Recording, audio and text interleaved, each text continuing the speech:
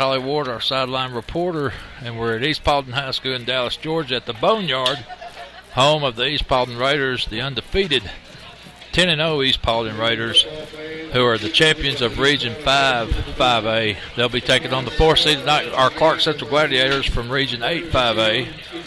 And we're looking for a great first-round matchup here between two schools that met back in 2010 when East Paulding came to Athens and spoiled our undefeated season with a 24-10 victory over the Gladiators, and that was Marte Maddox, Quinshon Watson, Alan Posey, and that bunch, Jordan Pierce, Alex Harris, as they knocked us out of the playoffs.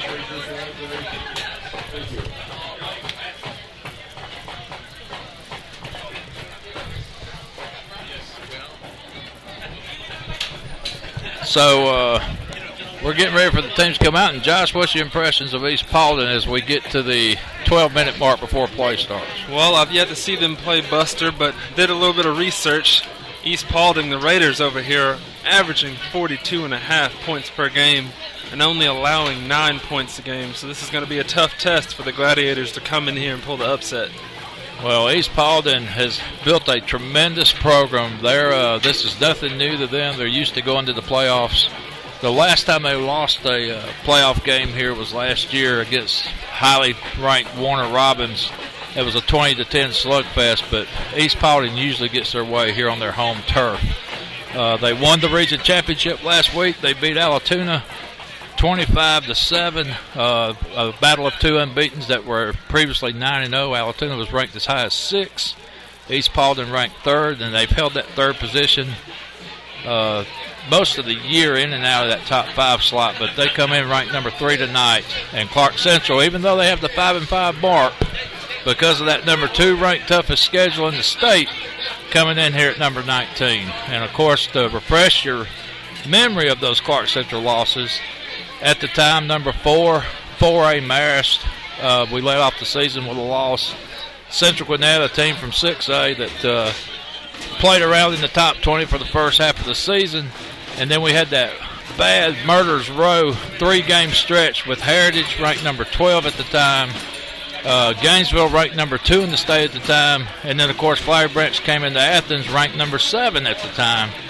And those 3 back-to-back losses really put a damper on Clarke Central's playoff season when it came to trying to be at home this year or being on the road. And, of course, first, second-place seeds get to entertain. 3rd and 4th, you got to hit the road. And, Josh, you can tell our fans back at Athens what that was like today, hitting that road. Oh, my goodness. It was a long drive over here. Good to be here, but we were on the road for about 3 hours this afternoon trying to get through Atlanta traffic and make our way down to Dallas, Georgia.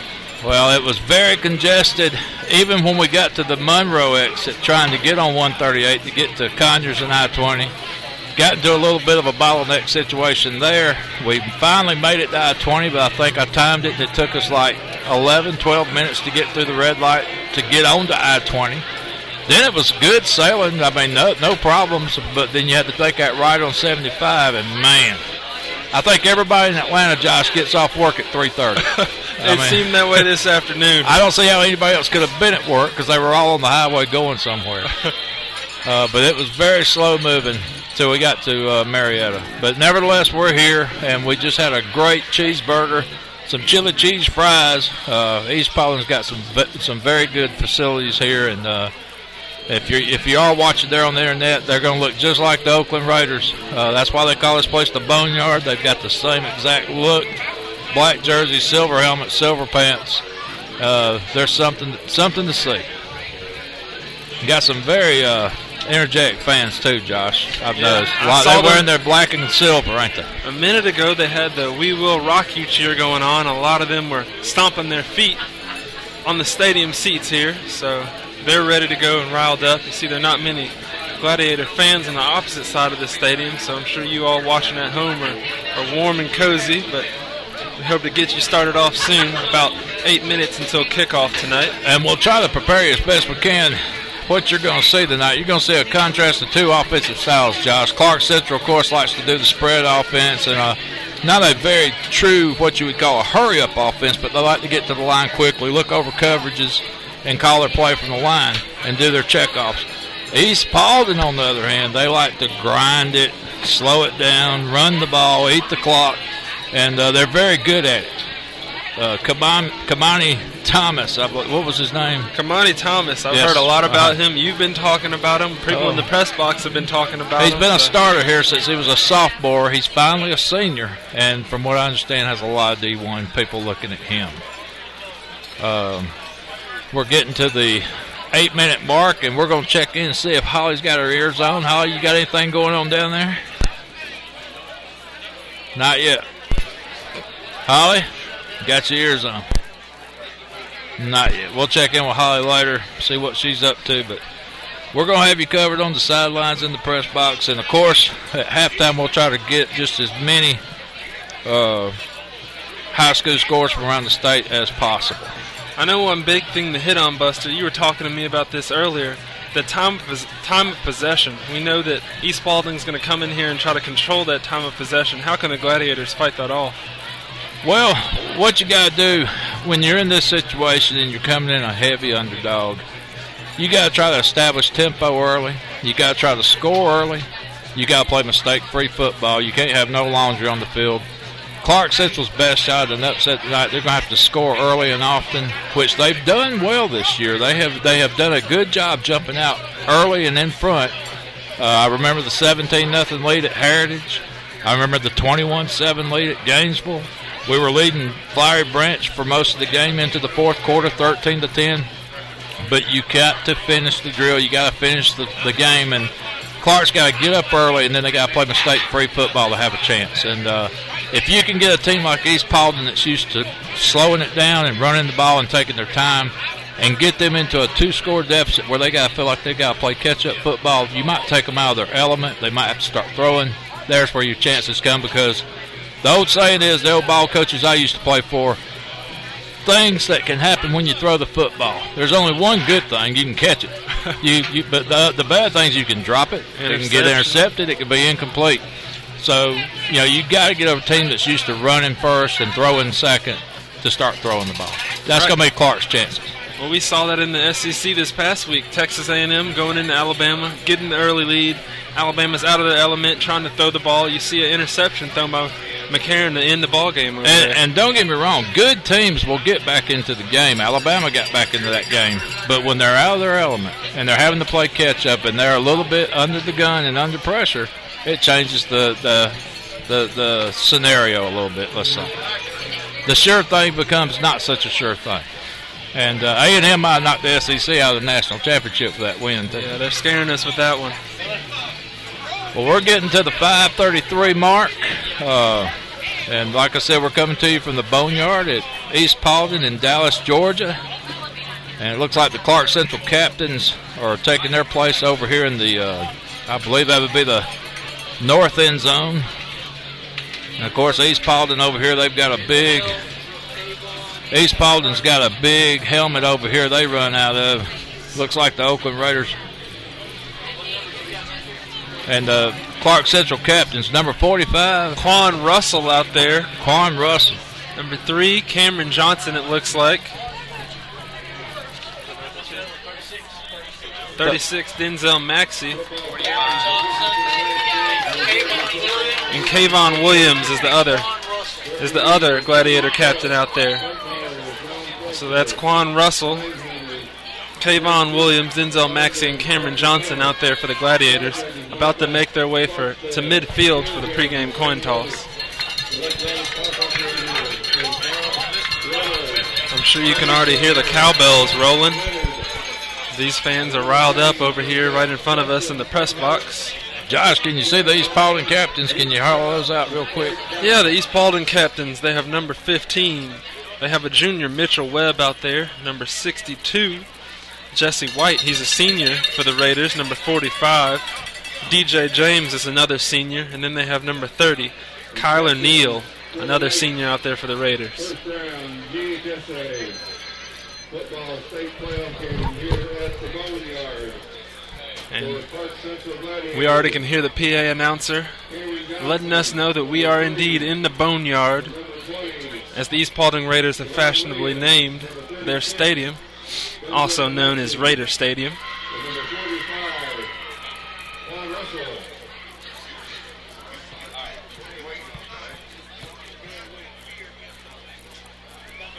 But we're ready to go tonight.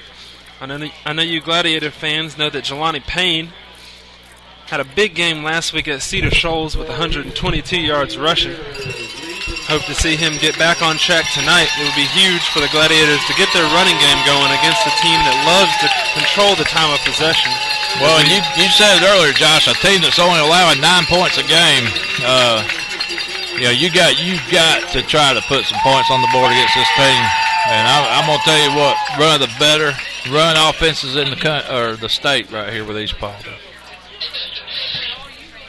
Let's go to the sideline with Holly and see if she's got her ears on now.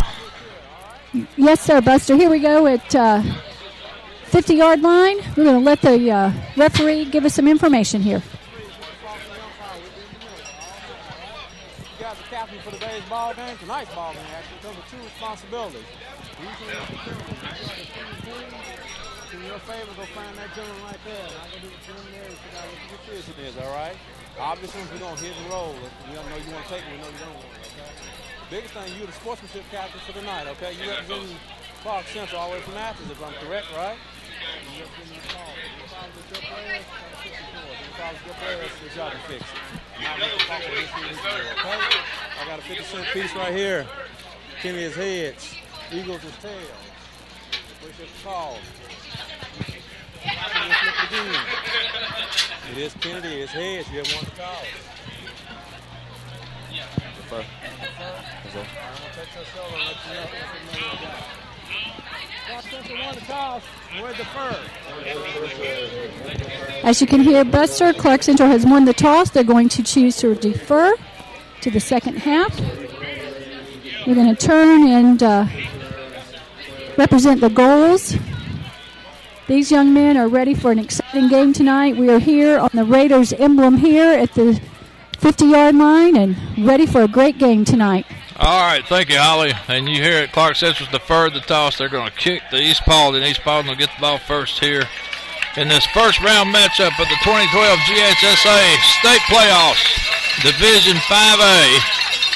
And I believe you're going to hear a lot of cowbells, Josh. This reminds me of Gainesville. They had a lot of those cowbells up there, too. And gives it a home field flavor, does it not? Yeah, they're loving their cowbells. You can see the Clarke Central Gladiators sign right there. On the opposite side of the field, the Raiders have put their own flair on their sign.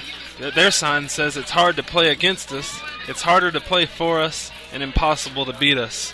Wow, that's some strong words. Oh, yeah. Something that you'd probably find etched in stone somewhere. So Well, both teams playing the chess match now. Who's going to run out first? Looks like Clarke Central's edging out there. Well, it's been a long day for Clarke Central. They left Athens at 11:30. Make sure they could get up here in time to get acquainted with the field. And here come the Gladiators as they take the field and get them a pregame meal in their bodies and just take their time and get acclimated to the situation. You can see the Raiders down there coming out through the smoke. Going through the smoke, East Paulding. As they enter the boneyard.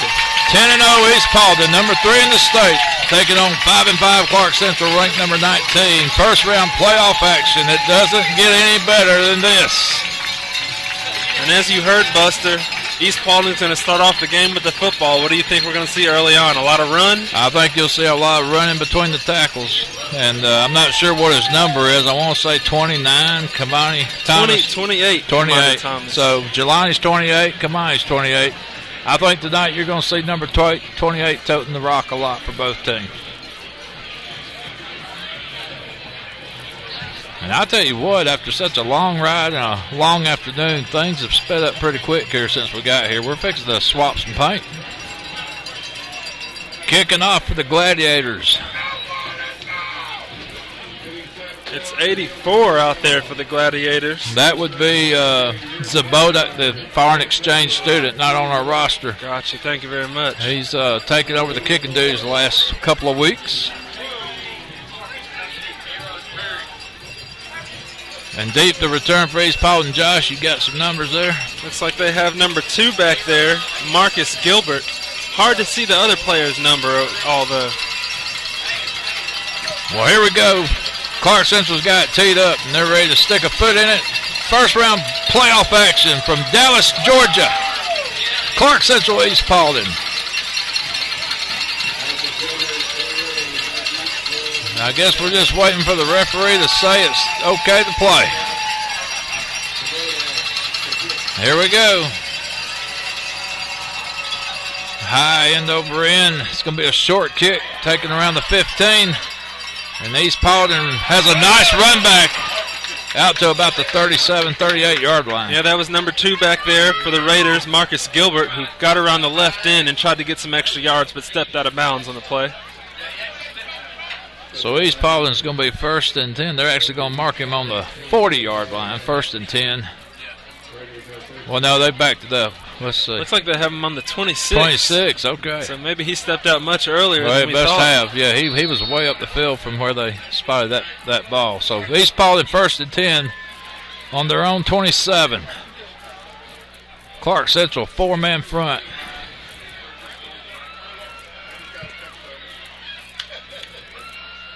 And they give up the middle and they fall forward for about maybe 2 or 3 yards off right guard. Yeah, expect to see that a lot tonight. That's Kamani Thomas on the handoff from their quarterback, Mitchell Webb.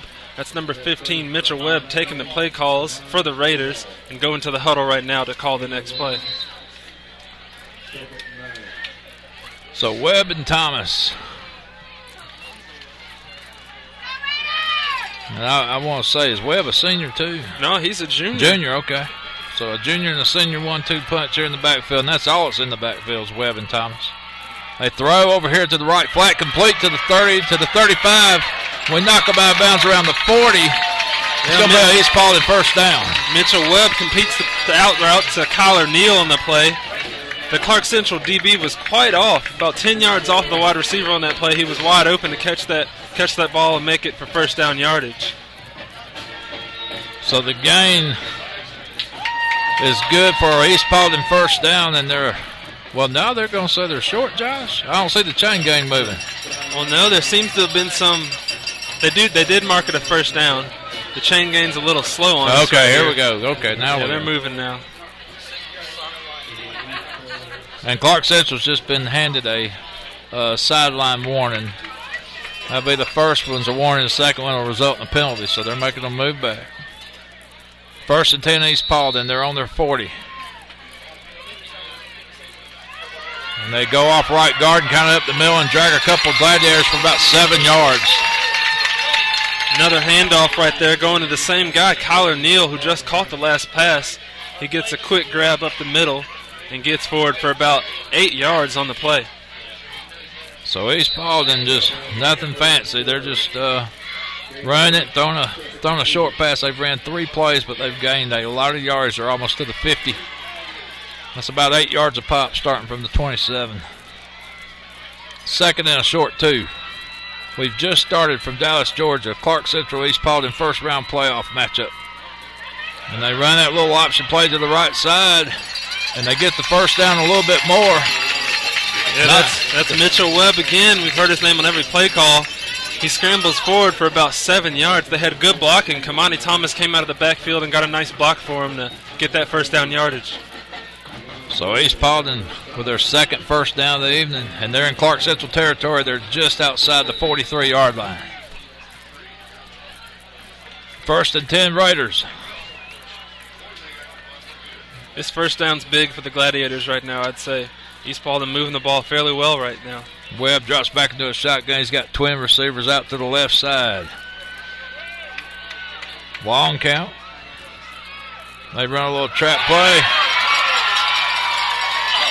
And just a nice little run there for about 9 yards off right tackle. Kamani Thomas again. You can tell the crowd got really excited when they saw him have that hole up the middle. Well, and you can tell how much the crowd appreciates the run here. Oh, yeah. That was just a basic run off guard, and they were excited. They were on their feet for the run. Yes, sir. 2nd and 2. East Paulding's down to the Clarke Central. Let's call it the 35.5.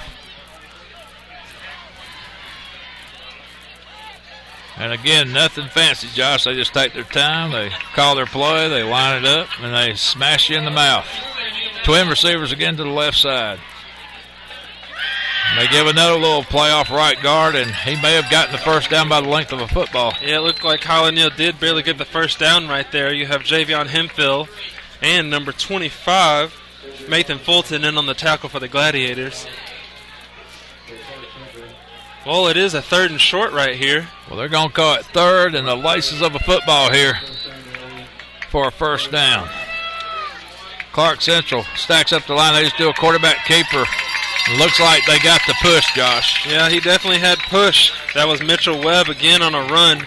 You can tell they do a lot running with the quarterback. Webb has got some good speed and a lot of size in there. He just rolls forward to get another first down for the Raiders. So 1st and 10, East Paulding. They're on the Clarke Central 31.5.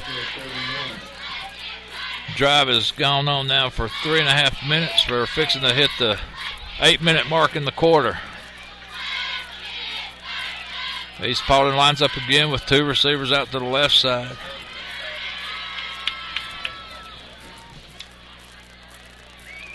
And they do a quarterback keeper. He tries to get around to the outside, and the Clarke Central defender comes up and meets him and butts heads. I think that was Nathan Fulton. Yeah, that was Nathan Fulton. That's the same exact QB run they ran earlier in the ball game. They still got about 7 yards this time from Mitchell Webb.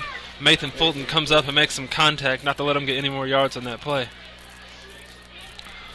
Showing us that the play was good for almost, I guess, 7 yards.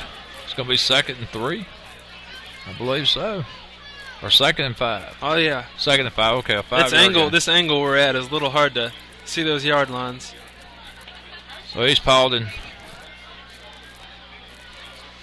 they are a run-heavy team. This time they're going to pass. They're looking over to the left side, and they've got a man, and we almost had an interception there in and out of the hands of a Clarke Central defender. That was great coverage on the play by Clarke Central. Looked like number 27. That'd be Kenjai Reed.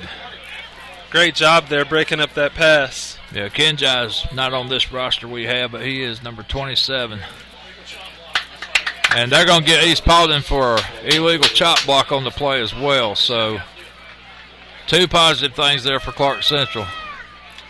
And that'll back them up 10 to make it 2nd and 15. Yeah, or they may decline it and go 3rd and 5 here. Let's see. It looks like they're going to ask right now. So they are moving the Raiders back. Illegal chop block, and they'll back them up 10. Yeah, you could tell Webb on the play was looking for Kyler I'll tell you Neal what, again. they backed them up 15. Oh, that's a 15-yard penalty on the chop block. That's a stiff one. So maybe the first break of the game for the Gladiators. The first time East Paulding's had negative yardage tonight. About a 2nd and 23 right here for the Raiders. So let's see if they have to throw the ball if they stay with the run here.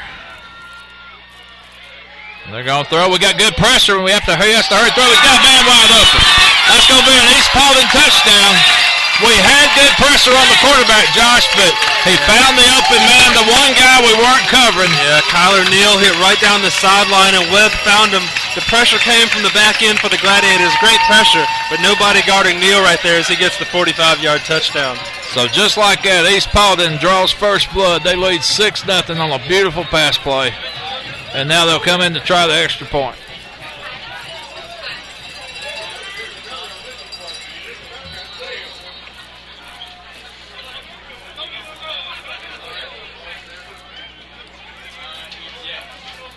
And the extra point try, the kick is up, and the kick is good. So with 8 minutes and 1 second left in the first quarter, East Paulding 7, Clarke Central nothing. Holly, what you got?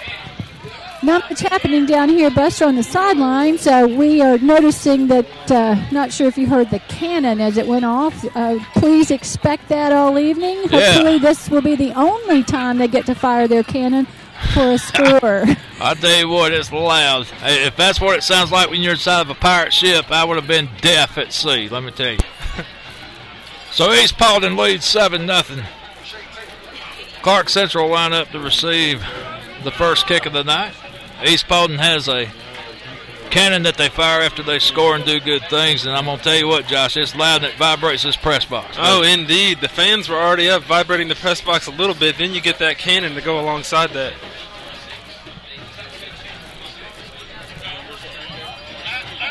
So deep to receive for Clarke Central. Sure it'd be Jelani Payne. I'm not sure who the other guy is. Yeah, that's Drico and Jelani back there. Drico Statham and Jelani Payne, 2 seniors. And they're standing like they're expecting him to put a leg in it, Josh. Yeah, they're both on the 5-yard line. East Paulding tees it up, puts a foot in it. A low squibby kick, bobbled, picked up and returned. He's going to hit it. He's got 1 man to beat.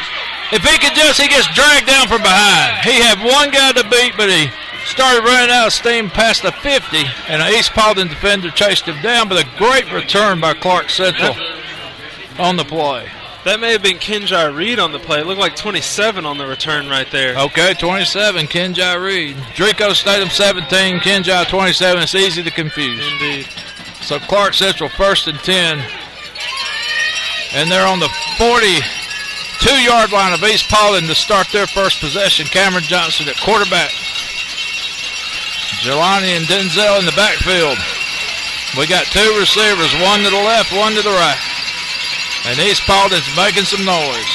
Looks like we put Jamonte Smith in motion. We give to Jelani, and he gets nowhere fast. I'm not sure if he even got to the line of scrimmage, Josh. Yeah, the Raiders have a big guy in the middle, number 11. Don't have a name on him right there, but he gets up and stuffs that run and hangs on to Jelani and pushes him back. But gain of about less than a yard there for Jelani Payne. So it's going to be second. We'll call it 9.5. We got twins over here to the left side. We're in an I formation. Cameron Johnson under center.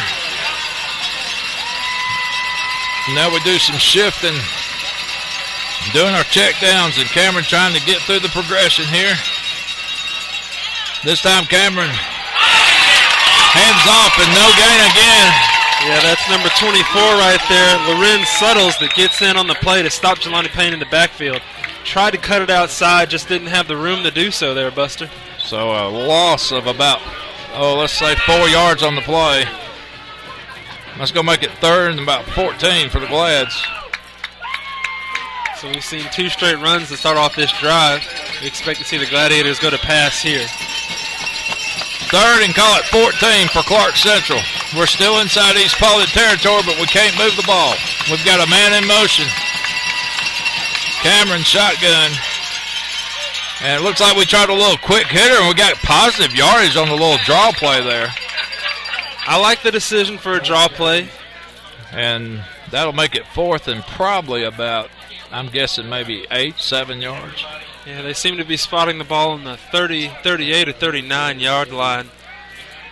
So Clarke really need to get to about the 30, I believe, for a first. They're going to call it 4th and 6. And I guess we're in a punting formation. Max Germain, is that Max Germain in the punt? Yes, that is Max Germain back there for the punt. So not a bad play to keep the field position in your favor. You don't want to do nothing crazy and go for it here. East Paulding leads Clarke Central 7-0. Nice punt, and they're calling for a fair catch, and he does around the 17-yard line. So go ahead. As you could tell right there, East Paulding had their quarterback, Mitchell Webb, back there on the punt return. He makes the fair catch on the play. Holly, what do you think about that East Paulding defense? Well, they were definitely bearing down on the line there, and hopefully we can get our footing and kind of get something going there. But, you know, that last play was nice. We had some big holes that Jelani was able to shoot through, so hopefully we'll be able to get some movement. Well, the Clarke Central D right here, Josh, they need to make a stand, need to slow this potent East Paulding Raider offense down a little bit. The big thing is stopping that quarterback run. So they give off to left guard, and we stuffed that pretty good. Maybe a gain of a yard at most. Yeah, a host of Gladiators in there to make that tackle. Almost looks like no gain perhaps there on that play. Taking it to 2nd down, and may have even been a loss of a yard. It'd be 2nd and 11 right here for East Paulding. So Clarke's D playing good on that play, playing solid. And I mean, this is what we expected, a run-first offense. But you can see how the run can rock you to sleep on that last drive, and then they hit you for that little quick hit and pass and do some damage. 2nd and 11. Ball is on the 14-yard line. This time they're going to pass. They got a man wide open, just overthrew him around the 50-yard line. Drico Statham, it looks like, on the coverage for the Glads. Yeah, Drico Statham turned right out of his break there, and the wide receiver for East Paulding, number 2, Marcus Gilbert, was coming to the right side of the field. Drico did get back over there. Luckily, the ball was overthrown there on the pass from Mitchell Webb. And all the scouting reports that I read this week, Josh, that Marcus Gilbert, number 2, that is their go-to guy.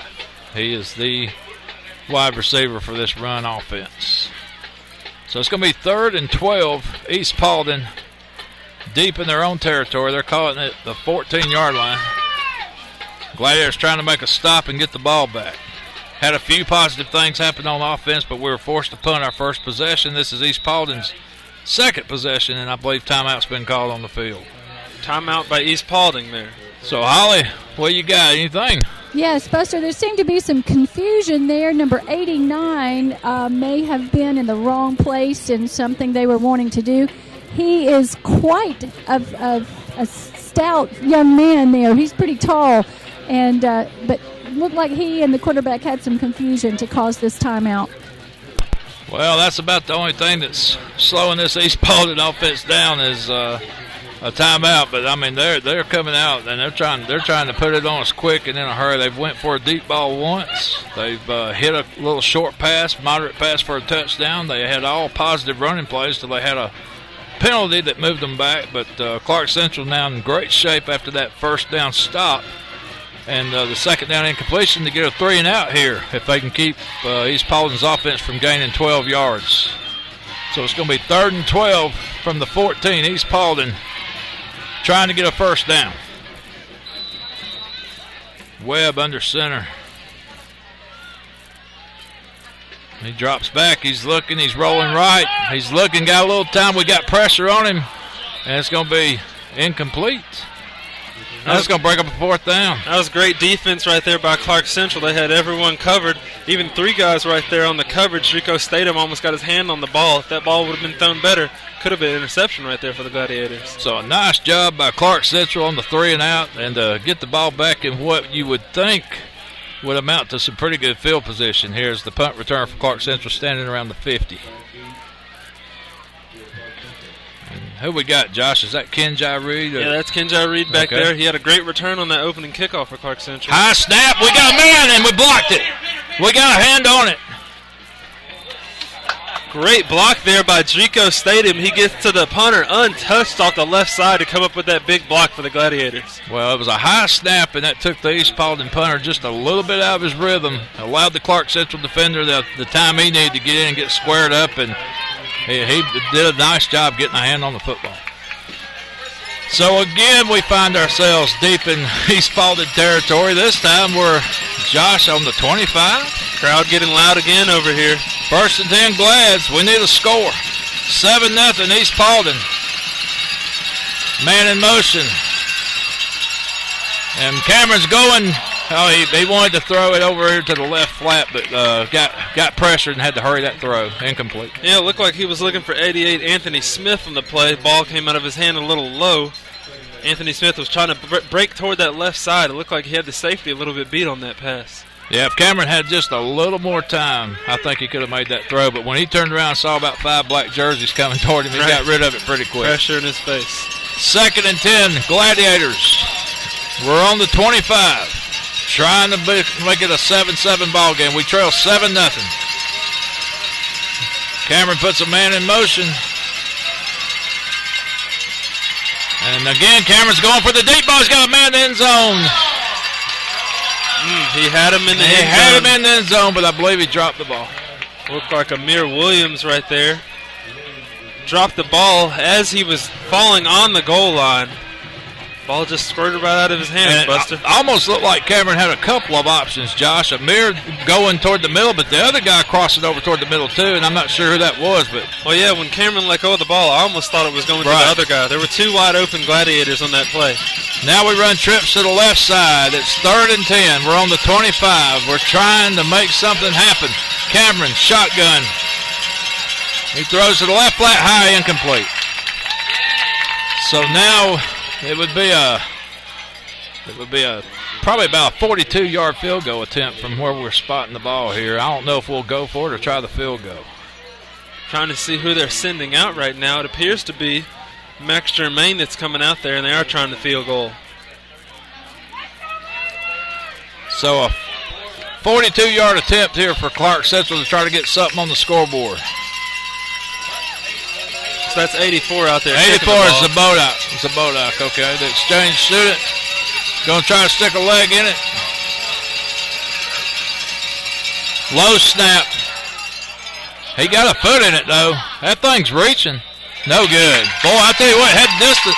That was close. I'm surprised he even got the kickoff, to be honest with you. It was a bad snap. Max Germain got the ball set. Bodak let it go, and it was just barely short getting over that goalpost. Took a one hop. Holly, anything on that snap? Yes, that snap was very low. Max had to pick it up off the ground and try to get it set. And so Miro did the best he could getting that off. Miro's the Bodak. And Holly, where's he from again? He's from Slovakia. Slovakia. There you go. The exchange student. And he's done a good job, Josh. As you can see, even with that bad snap, got a good leg into it. And just couldn't quite get the three, so East Paulding will get the ball on the turnover on downs.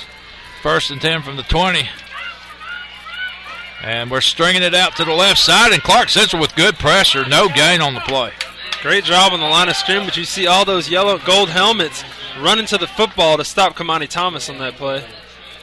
And I tell you what, that's doing something. That Thomas kid has got some great speed, great power, and Clarke Central done a nice job of stringing that play out. Right, you can tell he was trying to bounce it outside to use that speed right there, and Clarke Central still gets to him. Well, I've said it all year long, Josh. You might could run up the middle on these guys, but it's very hard to run left to right. They're very, very agile, very, very athletic, and from left to right on the football field, Clarke Central very tough to get around the corner on. We're down to 3 minutes and 30 seconds. First quarter, East Paulding up by a touchdown. They're going to throw again. And they just missed the receiver around the 47-yard line. Yeah, they had Kyler Neal out there.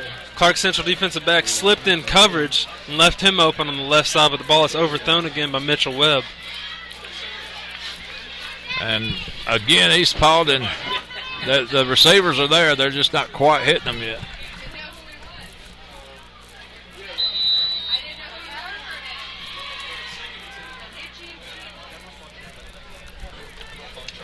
So it's going to be 3rd, and they're going to call it 10 yards after the incompletion. 3 minutes, 22 seconds to go. 7-0 East Paulding leads Clarke Central here at the Boneyard in Dallas. Not Dallas, Texas, Dallas, Georgia. And here we go to the left flat, and the man makes a move, and that is going to be very close to a first down. And that's that wide receiver you were talking about, Buster. Marcus Gilbert on the reception. Well, makes some moves after the play. The first down. Yeah, Clarke Central had the play stopped, but the guy made a very nice move, but shook a Clarke Central defender, and he just took off for the first down marker. And now I think he's probably got it. They're going to move the chains, first down. So 1st and 10, East Paulding. They line up on their own 32. And again, they bring them 2 receivers, this time over to the near side, over here on the right. Webb in a shotgun. And he's going to do a quarterback keeper around left end. And he picks up maybe 5 yards, maybe even 6 after the play. Yeah, but they have a flag. Maybe holding right there. The Raiders are already marching backward. So I think it is going to be a holding call on East Paulding. Well, that'll be a huge penalty. That'll give the Gladiators a break there and make East Paulding have to earn some more yards on this set of downs. So if it's a spot foul, it'll be from maybe where the play ended, but if it was in the backfield around the line, it'll be the full 10-yard march, and it looks like they're going to get the full 10, Josh. Oh, yeah, taking them all the way back to the 21-yard line. So that's going to be a 1st and 20. East Paulding.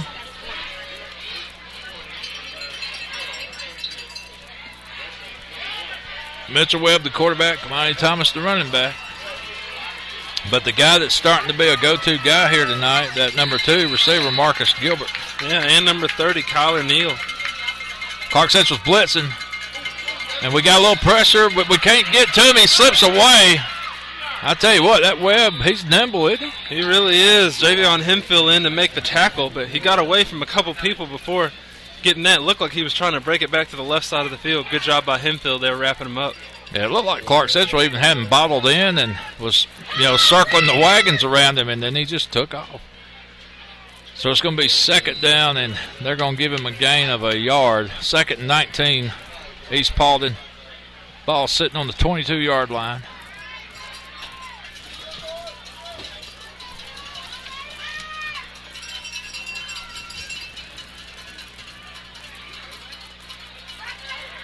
And they do a little trap draw, and now the guy's up reversed over here and comes right side, and he may go.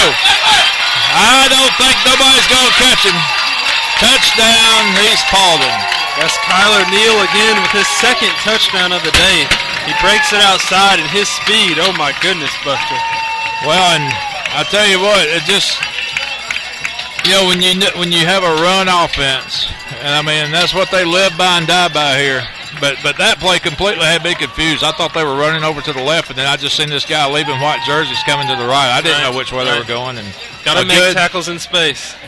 Just a good counter play that, they hit that thing for about 75 yards for the score.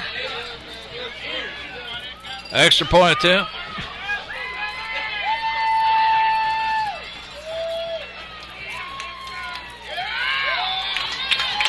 It's good right there. It's good. So with 2 minutes and 2 seconds to go here in the first quarter, East Paulding 14, Clarke Central 0. And Holly, what'd you think about that run? Oh, Buster, he was actually fooled us all. It looked like he was going to be stopped there at the line, and he just kind of scooted out behind someone and took off, and I don't even think our defense knew who had the ball there periodically.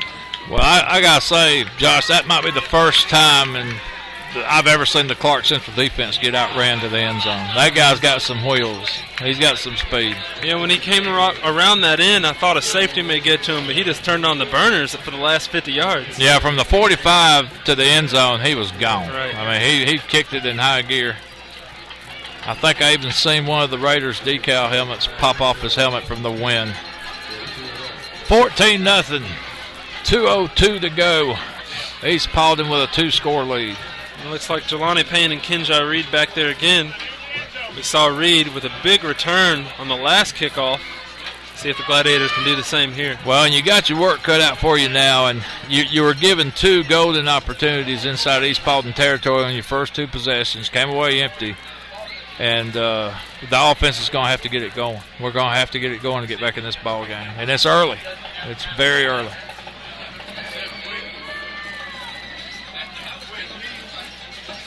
First round playoffs, Georgia High School Athletic Association. The 5A classification, Region 5 champs, East Paulding.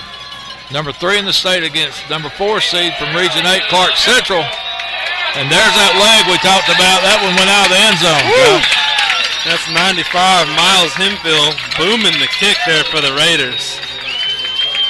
So Clarke Central will start off on the 20. And I'll tell you what, the crowd for East Paulding, they get excited, do they not? They get excited about even every about little a thing. kickoff. Yeah, they were tearing the stands down on the kickoff. You gotta love it. Friday night football. It's no better than this. And Holly, we can hardly see you because of the cannon smoke that's filling the stadium here. 1st and 10, Clarke Central. Cameron under center. We get it to Jelani. He tries to bounce outside, and he gets tackled for a loss. Those defensive ends there for the Raiders are really ruining Jelani Payne's ideas to try and bounce it outside. He's tried that twice, and those ends and those linebackers just flying to the ball for the Raiders. Well, and the one thing I'm noticing too, Josh, if you go by the eyeball test, that is a big East Paulding defensive line compared to our offensive line. Indeed, they are very huge. Very huge. 2nd and 11, Gladiators finding it tough tonight on offense. East Paulding with looks like a 5-man front. We put a man in motion. Cameron wants to throw. He's got a man complete to the 30, to the 33, 34-yard line, and we get out of the hole for a little bit. That's a great catch right there by Jamonte Smith on the wonderful play action there for Cameron Johnson. Had the defense fooled. Jamonte Smith gets open, catches the ball, and tries to get downfield. So the quick hitter nets 12 yards. Clarke Central first down on the East Paulding 34. I'm sorry, the Clarke Central 34. 1:07 to go in the quarter. East Paulding with a 2-score lead. They had a big passing play for about 45 yards in the score. They had a running play for 78 yards in another. We're still in the first quarter. Clarke Central trying to answer one of those scores. We give off to the left side. Jelani reverses field. He needs a block. And he gets one from Cameron. And that base sprung him. Jelani's to the 50-yard line and out of bounds. Wow, he turned something into nothing right there, Buster. Well, East Paulding had that play dead to rights. They had Jelani wrapped up on the 30. But then Jelani shifted his feet, got some traction, and picked up a huge block from Cameron Johnson on the backside. I love seeing a quarterback pick up a block like that. Cameron Johnson laying the wood on number 11 there for East Paulding. So Clarke Central with 2 first downs on 2 plays in a row here. It's going to be 1st and 10. Gladiators just shy of the 50. 41 seconds and counting here in the first quarter. The Boneyards getting restless again. They're cheering for that defense. Man in motion. Cameron wants to fire a pass. Over to the right side, complete, and we got a man driving an East Paulding guy backwards down to around the 45. Looked like Denzel Maxey on the reception there. Saw they had a great article on him in the Athens Banner-Herald this week. Well, they called Denzel the governor. I saw that, the governor. Ryle said that's because he thinks he's going to be in politics one day. He said he's just a take-charge guy. In the locker room, on the field, he just takes control, and he tries to lead by example. That's what you want on a team. Denzel Maxey, the governor, on that play. Nice play indeed. 2nd and about 6. Or 2nd and 4, I'm sorry. Clarke Central inside the East Paulding 45. We give to Jelani. And Jelani may have a first down, Josh, outside the East Paulding 40. Yeah, some nice space on the outside there for Jelani. Nice seeing him get his shoulders low and iron out some extra yards at the end there. I'm trying to read the clock, Josh. Is it 14 seconds? It appears to be 14 seconds. They got all the digits on this clock over here at Raiders Stadium. And they've even got the football on the side of the team. I mean, it's a nice facility here, folks. Nice scoreboard. And Clarke may not get this play off. We put a man in motion. Now we get the play off. Cameron's going for broke. Did you see that catch right there? Amir Williams pulls it in with one hand. Amir's our super senior. I'm going to tell you, that senior receiver has stepped up big this year. So Clarke Central ends on a positive note. And that's going to be into the quarter right there. Holly, what about the catch? Oh, Buster, that one was beautiful. He was right there, turned his whole body around, put his arm out, and pulled that in. And, you know, Amir really knew we needed that, and he made it happen. It's like he willed it to happen. Well, this game of football, Josh, funny as we speak. 14-0 East Paulding leads. Clarke had the ball given to him twice inside East Paulding territory, once on the 45, once on the 25. Came away with nothing. But then they start their third drive on the 20, and they're moving the football great. So maybe we just needed a longer field. I don't know. But Clarke Central definitely answering the bell here at the end of the first quarter and going into the start of the second. We're moving the ball pretty good right now against East Paulding. We'll try to update you with other scores throughout the night. We'll check on those at halftime. We're definitely going to try to get a score from our region with Gainesville entertaining Rome, Heritage traveling over to Allatoona, and Flowery Branch playing host to North Paulding. So all these region teams meeting up tonight in the first round of the playoffs, Region 5 against Region 8. Clarke Central comes to the line. They're on the East Paulding 30, the 2nd and a short 3 after the great catch by Amir Williams. And I'm sure we're fixing to hear the Boneyard get loud here, Josh. Oh, yeah. They're starting to stomp their feet in here. They're stomping them. Cameron up to the line. We've got an I formation. We're on the 30. First play of the second quarter. 14-0 East Paulding leads, and East Paulding jump. There'll be an easy 5 and a first down. Great play call there to start out this second quarter. Getting those guys to jump offside for East Paulding. You know, they've been excited to get in the backfield all night. I'm sure they were jumping right at that first hut. Well, and Josh explained to everybody out there that's watching the anticipation you have to have on defense. Right, you got to watch that football. Number 35 may not have been watching the football there. Clarke Central gives a false snap count, and he jumps offside there, not watching the football. You got to wait till that football moves before you jump. And the whole key being that the offense knows where the play's going, but defense you've got to anticipate, and that's why you're always moving. Exactly. So it's going to be 1st and 10, Clarke Central on the East Paulding 25, and we've been there before. We give to Jelani. He does a little shake and bake and maybe picks up 2, maybe 3 down to the East Paulding 22-yard line. Yeah, number 55 in there for the Raiders. That's Dylan Coleman, eating up some space in the middle. At least Jelani still manages to iron out a couple yards on that run.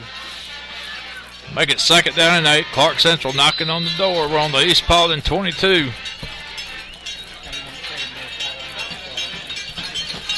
And our engineer, Chris Crumpton, gave me a score. I'll give you that after this play. You'll find it very interesting.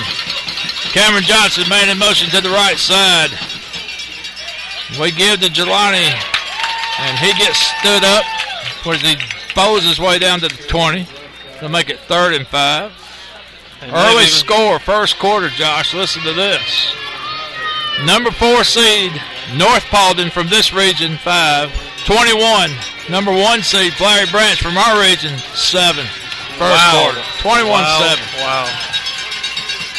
So you never know in the playoffs. That's why they play the game. Region 5-5-8, flexing their muscles this evening. Here we're 14-0. Clarke Central trails by 2 scores. We're trying to drive. We're 3rd down on the East Paulding 20. We got to get to the 15. Cameron throws one high, but I believe we caught it. Yeah, Amir Williams gets another big catch right there. He's going to be close to a 1st down. About right on the marker. The referee is lifting up his hand, marking a 4th down. Looks about a 4th and 1. Clarke Central looks like we're going to go down for by it. 2 scores, and then the playoffs. That's a no-brainer. 3's not going to do you no good. You're still basically down by 2 touchdowns. So big 4th down here in the game, here in the 2nd quarter. 4th and 1. We're in the power I formation. Cameron. And I believe we did an option pitch. And we get around the end and we pick up the 1st down. We get down to the 11. Woo. Man, I thought we gave it to the up back. That's a nice pitch play out on the outside to get Jelani Payne out there in space. But believe me, Jelani, it wasn't a freebie. He had to earn that. Indeed, he had to outrun some black jerseys to get to that 1st down marker. Got another score update. Gainesville up 6-0 over at Rome. That'll be a good game. Rome's been in and out of the top 20 all year long. But North Paulding definitely pulling a shocker right now on Flowery Branch. At the branch. Clarke Central on the 10. We're trying to score. We trail 14-0. We give to Jelani, who's looking and picking his way down to about the 5. Trying to find a hole. And I tell you, it's working. He's buying enough time to letting the action come to him. Right, this looks nothing like that first drive out there. Jelani helping that pile move forward and get all the way down to about the 5-yard line right here. Another first quarter score, Heritage 14, Allatoona nothing. So right now the games are going 2 for our region, 2 for their region. Right now Clarke Central's trying to score. We're on the 5.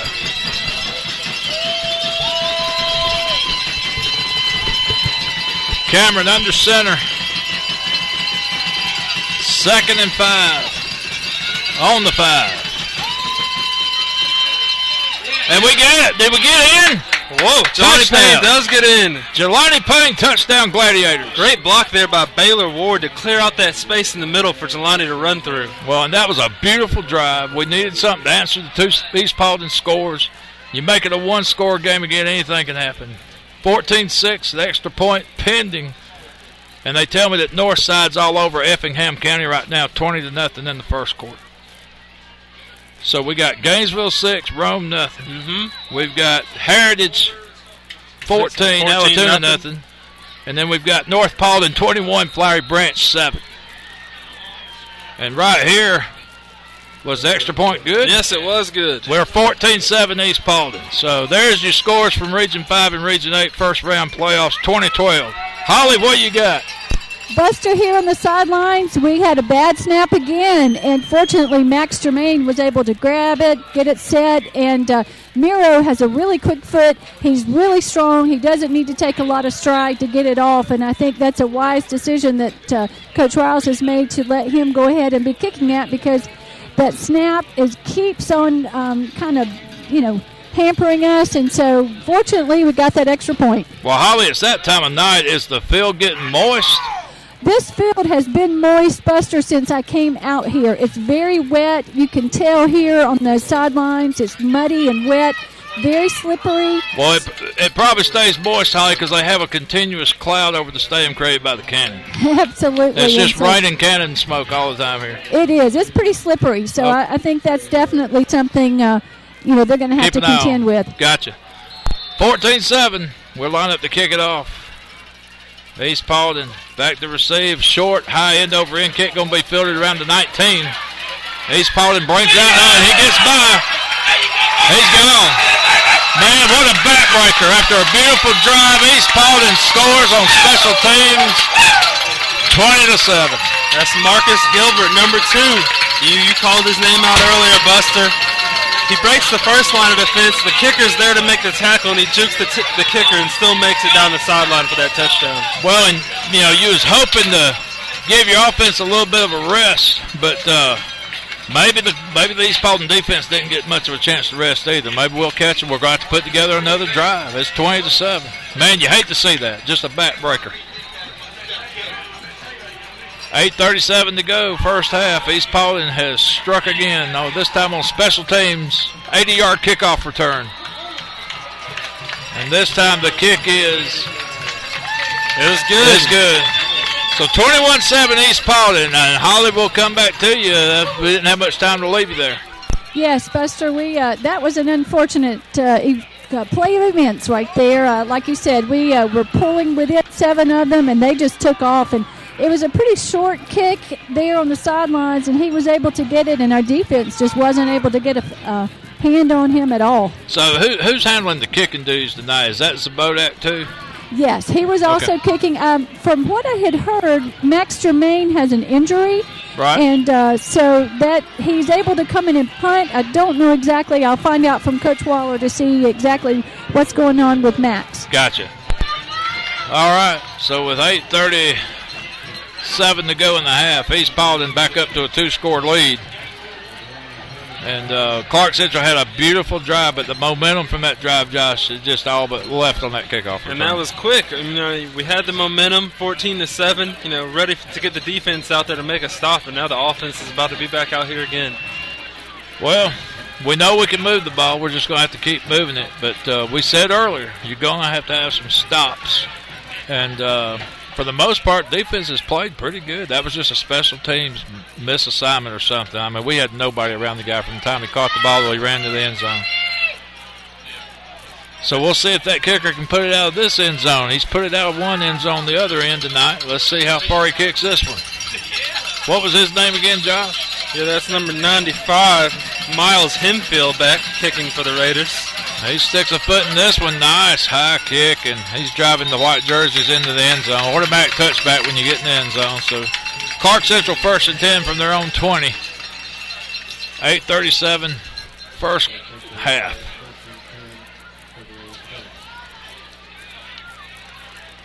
And Glads will come out. Go ahead, Josh. That play action's been really big for the Gladiators. I wonder if we'll see some of that more on this drive, since the Gladiators did a great job running the football in the last drive. Well, the key to the last drive, I think, Josh, we had a lot of second and third down short situations. If we can stay out of those long situations, I think we'll be okay. Cameron, shotgun, man in motion. We roll over here to the right side. We're looking, we throw, and we got a Gladiator diving back around the 35, incomplete. Tried to go with a little bit of a back shoulder throw there to Amir Williams. Ball just a little bit too far outside and goes out of bounds there from Cameron. So now you're 2nd and 10 from the 20.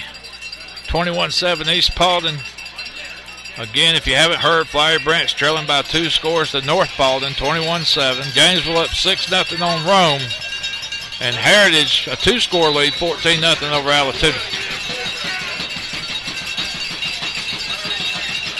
2nd and 10, Gladiators.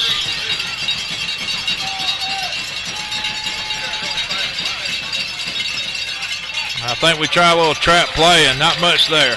Yeah, it looked like we handed it off to Maxey up the middle. Number 45 there, ready to make the stop for the Raiders. That's 45 DJ James in there on the tackle. It's going to be third and I think they're still going to say 3rd and 10. Maybe 9. We'll call it 3rd and 9. Falls just between the 20 and the 21. Cameron drops back in the shotgun. We got 2 receivers to the right, 1 to the left. Cameron, he does that quarterback draw. Look at Cameron go. Cameron's to the 45, to the 50, and dragged down by a black jersey around the 48. What a run on the play there by Cameron Johnson. Great block on the outside by Jamonte Smith to help him pick up some extra yards at the end before he dives to the first down. Well, the play was good for 31 yards as he got out to the 50. I tell you what, the Raiders were not expecting a quarterback run at all on that play. And, I mean, Cameron, he was taking 2 strides and getting 5 yards. That big 6'4" body of his just glided over to the halfway point of the field at midfield. First down, Glads. Falls just on the other side of the 50. We fake a little trap play. Cameron throws. He's looking for him. He's got a man. Touchdown, Gladiators.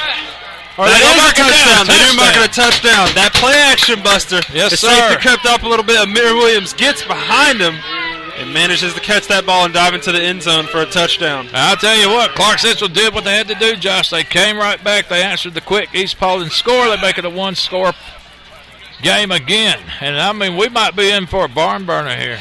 Beautiful pass there by Cameron Johnson to lead Williams. 21-13 extra point pending. Both teams are going with big plays. The extra point attempt, and I guess that's Zabodak, a low snap again, but I think he got his foot in. This time they're going to blow it dead, I believe. Look like offsides there on East Paulding. That'll move it half the distance.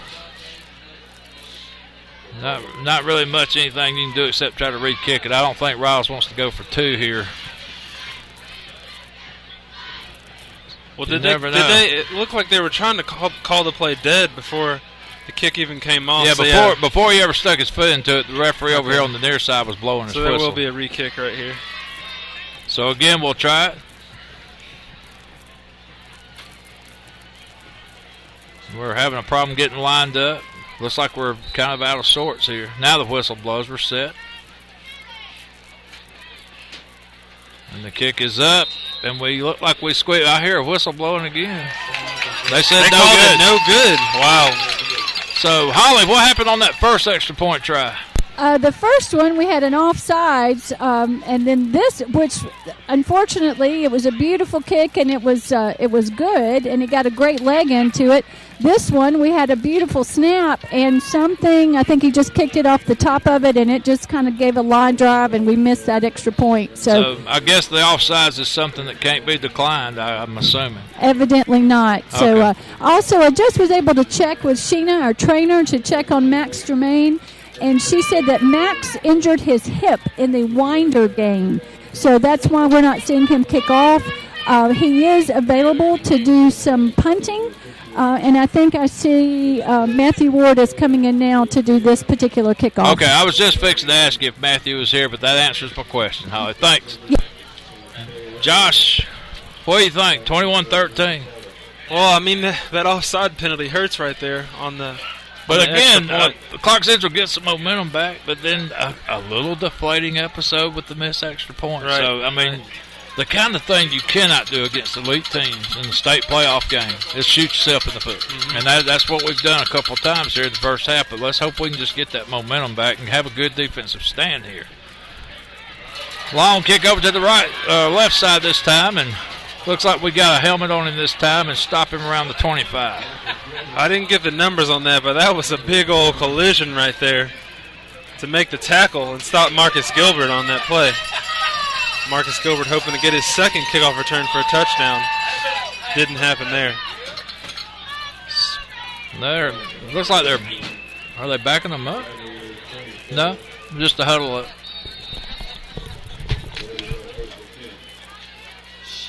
Here come the Raiders to the line.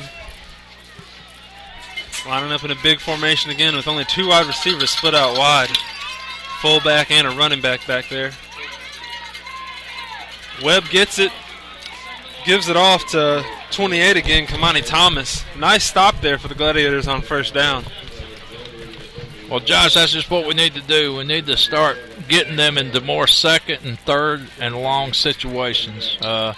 First couple of drives, East Paulding had a lot of 2nd and 5s, 3rd and 3s, and if we can keep them in 3rd and long, I think we've got a chance here. Go ahead, I'm going to let you call this one too. Go ahead. They got an offset fullback on this play.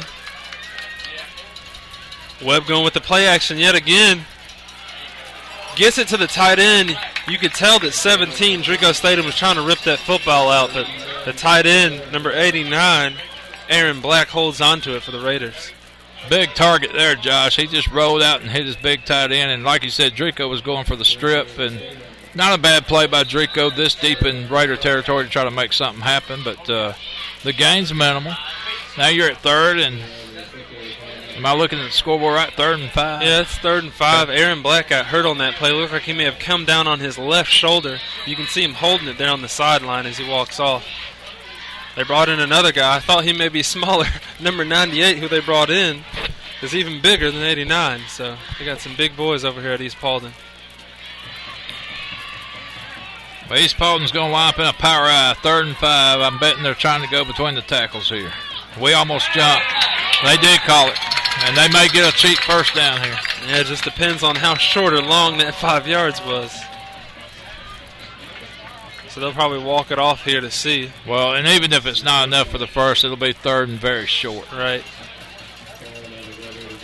And you're right, Josh. That's going to be a first down. They go ahead and get it. So that was a short 5 there. Good enough for first down yardage. And again, just another one of those little things that doesn't seem like much, but, you know, offsides penalty here, missed extra point there. You just can't give a team like this all those kind of breaks. They make enough breaks on their own. Power eye. They give off right tackle, and he's got some room, but there is a flag. There's a flag on the play. Gain of about 5 yards on the outside to the right over there by East Paulding, but there was a flag in the backfield, usually where you see holding. Oh, yeah, you think that's definitely holding. You can already see those Raiders linemen, hands on the hips, about to walk backward. 21-13 our score. We have not gotten any more updates. We'll get them to you as fast as we can. Other games going on around the region tonight. First round action. Last we heard, number 1 ranked Northside Warner Robins was all over Effingham County, 20-0 in the first quarter. That's the last score we have. Here we're 5:41 to go in the first half, and they're stepping off a penalty on East Paulding. And to sum it up real quick for you, East Paulding had a beautiful first possession drive, capped off by a 45-yard running touchdown. They came back and scored again on a 45-yard pass. Then they came back and scored on it must have been like an 81-yard touchdown. That's about an 80-yard run. To make it 14-0, but then Clarke Central answered. We drove the length of the field from the 20 to the goal line, capped off by a 2-yard run by Jelani Payne to make it 14-7. We struck again when we hit Amir Williams on play action after the East Paulding kickoff return, and we missed the extra point. So there you are, 21-13. East Paulding leads by 1 score. And this time they do a little stuff up the middle. They fooled me on that one. I was Kyler Neal. I didn't know which way they were going. I'm sitting here looking at 28, Kamani Thomas coming around the end. They handed the ball off the middle. A great play fake there by Mitchell Webb. To sum it up, East Paulding, they line up kind of like in a power eye, but they run like a wishbone when they break apart, it's just hard to follow the ball. Very confusing. Very, very good run offense to fool you with. 4 minutes and 42 seconds. The first half has just flown by. And again, they do a little pump fake. East Paulding, we got a man on him. Did we get him? It's going to be, we had a man that could have intercepted on the that was 35. Close there, Buster. Man, we had a guy. We drug him down behind the line. The Cedric quarterback Armstrong got back there, and then Chicon Newcomb waiting. Interception almost was there for the taking. Holly, what have you got on that interception attempt? Was it just out of his reach? It was just out of his reach, and unfortunately we've got a flag down here, Buster. I'm not sure if you can see it. And it looks like East Paulding's retreating, Holly. Yeah, I'm not sure what in the world. Something. It's on them. I think they might have got intentional grounding, Holly. I think you got to throw it to a receiver. Well, he was trying to avoid the sack. Go ahead. We had a defensive back here that was trying to be the receiver, but he was about 10 feet and just couldn't wheel his body to get to it, but he was trying his best to. Well, it should be a loss of down, and as well as the yardage marked off. So East Paulding's going to be in a deep hole here. It's like about third and half the field. I'd say third and at least 30. Maybe 40. Yeah, third and 40. East Paulding power eye. And they just try to play it safe with a little trap draw, and they bounce him outside, but we hit him around the 10. Woo. And I tell you, I thought he was fixing to take off again. He had a lot of green. Drico Statham flying in the air Friday Night Lights style to make that tackle for the Gladiators. So, Holly, what have you got? Yeah, absolutely. Drico was moving around trying to make something happen. He's really doing everything tonight from one side of the field to the other, and fortunately on his A game tonight. I know he's a senior and hoping this is not his last game, and trying to make something happen. And hopefully right here we'll get another high snap and get something close to the goal line. All right, fourth down. East Paulding in a punting situation. Nice high end over end punt. It's going to drive the Clarke Central receiver to the 40. Makes a play, makes a man miss, and he picks up a block. And we get down, but he stepped out of bounds around the 45. Oh, that's Kenjar Reed. Hey, he almost made something happen, did he not? Oh, yeah, certainly. He had a great kickoff return earlier. Almost bounced it back inside on that punt return right there. So, Josh, you're on the East Paulding 45. You're trailing by a score. 3 minutes and 42 seconds. Do you kind of go into your semi-2-minute offense here? I think the Gladiators are good to run the football right here to start off this drive, see what a couple runs do. But that play action, I'm telling you, Buster, that seems to really be getting those Raiders DBs thus far. Well, they're so aggressive. They like pursuing hard, and you're right, they're catching them out of position with their play actions. 1st and 10 from the 45, Clarke Central. We do play action again. And we threw it down the middle, and it was almost picked off. It looked like he overthrew the football right there, trying to get it. Amir Williams was sitting in space, the ball just a little bit over his head on the play. That's going to make it 2nd and 10. Clarke Central trailing by 8 points, 21-13. 3:36 to go in the half. The Boneyard, Dallas, Georgia, home of the East Paulding Raiders, and they're starting to get loud, and they're rattling them cowbells. Rattling the cowbells, stomping the feet, doing all they can to help their defense. 2nd and 10, Cameron's under center. We drop Jelani back. We put a man in motion over here to the near side. And we do a trap to Jelani and picks up 4. 4 tough yards up the center. Yeah, that's a good little gain right there. Makes it more manageable for this 3rd down play right here. Still 3 minutes, 20 seconds remaining in the half.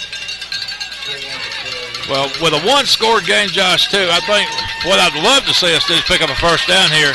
I certainly don't want to see East Paulding get the ball back with their big play potential before the half. You want to run out as much of this clock here and trying to score as well. 3 minutes and 4 seconds. 1st half, Clarke Central trailing East Paulding 21-13. Region 5 against Region 8. 1st round action. Cameron puts a man in motion to the left, and East Paulding's blitzing, and they hit him. They're going to call it incomplete.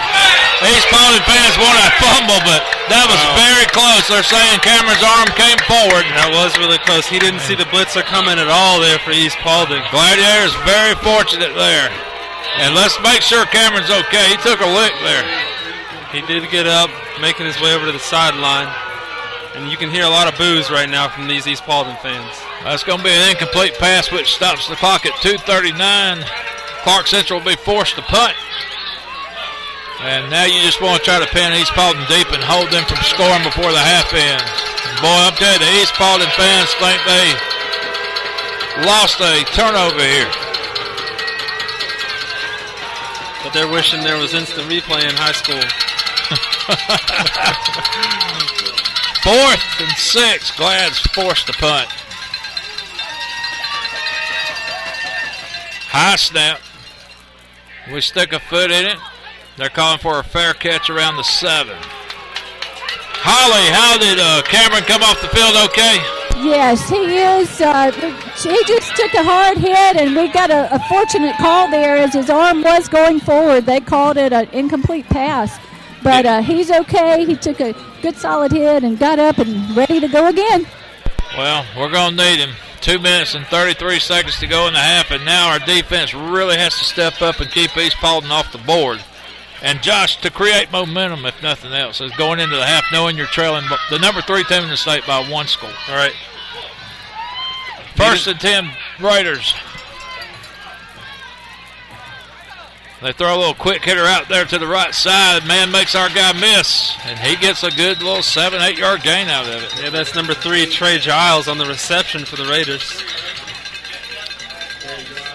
Clock continues to run. 2:17, 2:16. Not sure that East Paulding's showing a big sense of urgency here. They don't appear to be running in a 2-minute offense, and probably the safe play here. You don't want to turn over here with this little time left in the half. Power eye.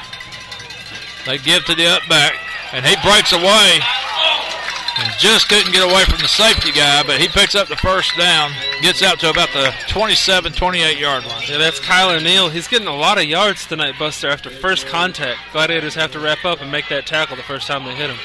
Clock will stop momentarily at the 1:57 mark, and now East Paulding trying to hurry up to the line a little bit quicker than before. They may feel like they have a chance to score. They have 2 timeouts. They throw a little quick hitter over to the left side, complete. We drag him down around the 46. That's their all-star receiver, Marcus Gilbert, number 2 on their reception. And I tell you what, that's a little guy, isn't he? That guy is small. Smallest one out there on the field right now. In their offensive huddle. I thought Jelani was small until I seen that guy, but he's big time small. Unless East Paulding's just that much bigger. 1st and 10, East Paulding. Clock barely moved. We're at 1:49 to go in the half.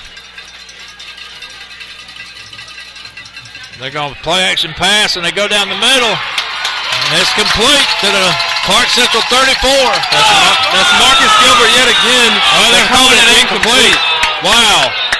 I thought he caught it and made a move, Josh. See, I thought he caught the ball and then placed the ball down on the field. Seemed that ref saw it. The ref was a little bit behind him. Maybe the ref thought he dropped the ball when he hit the ground. From what I saw, it looked like Gilbert had placed the ball down on the field. So I tell you what, a big gainer just turned out to be an incomplete pass. It does stop the clock with 1:41, but from our viewpoint, looked like the guy made a great catch. Yeah, someone just told me they think it may have indeed come out when he hit the ground. Okay. So he has better eyes than me, I guess. 2nd and 10. They play action again, and he rolls right, and he looks. We got a man chasing. He throws it out of bounds. That's going to make it 3rd and 10. So East Paulding was moving for a moment, but now they appear to be stalling out a little bit here on the 45. Big 3rd and 10 right here, Buster, with 1 minute and 33 seconds left. Well, what's even bigger, Josh, is with Clark's quick play potential. You know, if you can get this ball back with 1 minute and something left, you got a chance to at least maybe go down and get a field goal real quick. Very good point. Especially with Zabodok's leg. The Slovakian slinger. Zabodok with that powerful leg. If we could get down to the 35 or 40, we may have a chance to put up 3 quids. But first, we got to stop them here. 3rd and 10, East Paulding. Clarke trying to stop the drive. They throw a quick route over the right side, in and out of the hands of the East Paulding receiver. Yeah, Marcus Gilbert drops that pass right there. He had an opening there and had the first down yardage, couldn't come up with the catch. So Clarke does a good job getting the East Paulding offense off the field. But, Josh, do you watch for a trick play here? I mean, you're at midfield. I don't really think they'll be going for a trick play, but I know something I'm watching for is Drico Statham coming off that edge. I'm sure he'd love to add another punt block to his resume. Boy, I tell you, he got in quick a while ago, didn't he? 4th and 10, East Paulding. And we got a man coming in, but he gets blocked. We catch the ball around the 20, and we get knocked down around the 23, 24-yard line. That's about a minute and maybe 20 that's 27, seconds. 28, okay. And who was that, Kenji Reed? Yeah, Kenji Reed again. All right, so Holly, any news on the sideline we need to know about for this drive? I don't think so. I think they're all just hoping for some points on the board before we go into halftime. And got Matthew kind of stretching out his leg in case we can get close enough. I think for a field goal, Coach Waller has said he would be the man to try to go for it. Holly, they're loud on this side for sure. Can y'all hear these boneyard crazies over there on that side? Oh, my goodness, Buster. It is loud. And I have to tell you, there's a sign over here that you cannot see, but it's facing us. Wait to this play right here. Hey, good little completion. Oh. Good yardage. Oh, nice job. Nice job. Go ahead, Holly. What does the sign say real quick? The sign says to us, your parents came to watch us play. Wow. I mean, that's pretty clever. Your parents came to watch us play. Man, the head game. 55 seconds to go. Clarke trying to drive real quick here before the half ends, and East Paulding stuffs us at the line. I don't know if we'll burn a timeout. Yes, we will. We did call the timeout right away. Yeah, they were ready for that draw up the middle. They had guys in the backfield immediately, including number 11, who we've seen a lot of. Don't have a name on him, but making a lot of plays in the backfield tonight. Well, and we talked about this stuff at the first of the game too, Josh. Clarke Central's record at 5-5, very deceiving. They had the second toughest schedule in the state. They played number 4 ranked Marist. They played 3 top 20 teams back to back with Heritage, Flowery Branch, and Gainesville. And so that 5-5 mark, with 4 of those losses being the top ranked teams, they're coming in here, they're hanging with number 3 East Paulding. Right. Not saying we're dominating, but we're hanging. Yeah, you'd have to think that some of these East Paulding fans are surprised, seeing what's happening out there. Oh, this team's 5-5, maybe thinking an easy victory. Well, that's not going to happen tonight. No, I think if anything, you can say the 2012 team of Clarke Central, probably the most battle-tested team in school history with that schedule they played this year. And now they're playing another ranked team tonight. 47 seconds to go. Clarke trying to pound out a first down here and keep the ball for the rest of the first half and possibly put some points up, but we got to get that first down. Crowd getting loud.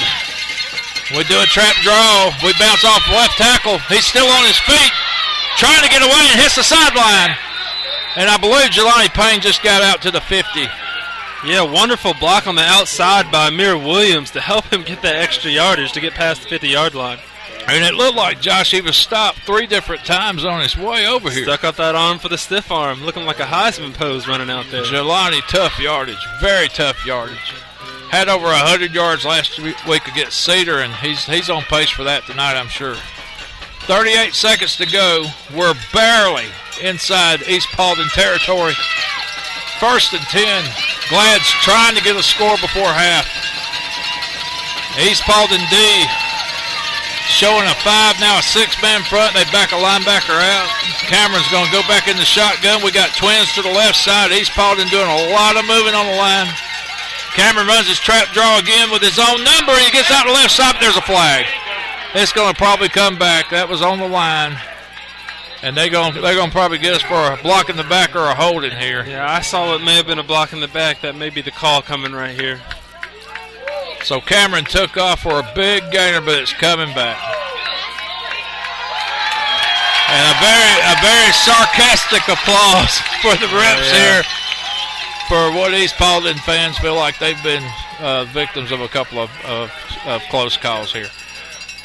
So with 29 seconds to go, Clarke Central's going to receive the penalty. It's going to back them up 10.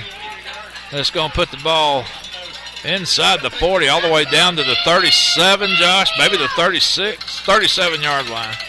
Wow, it looks like a little bit more than 10 yards for that penalty. They might have got 15 on that. Right. Second, we'll call it 25, just because 25 is an easy number. 2nd and a quarter of the field. 28 seconds to go.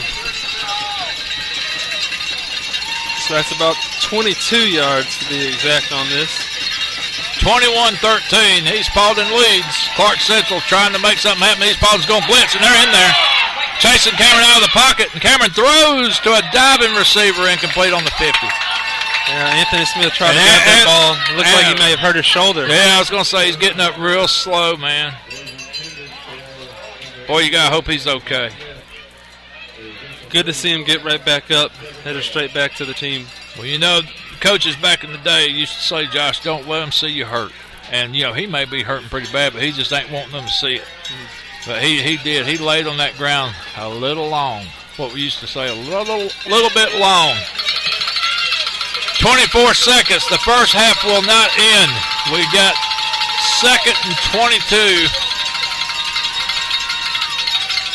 from about the 37-yard line. Cameron shotgun. He's looking, throws low and caught and out of bounds. Amir Williams. Oh, that's Jamonte Smith. I'm sorry, Jamonte Smith. That reception. Great pass play. We'll cut it down to about 3rd and 10 right here. Maybe a 3rd and 9. 19 seconds. Clarke doing a great job managing the clock, getting out of bounds. To give themselves a chance. 3rd and call it 9.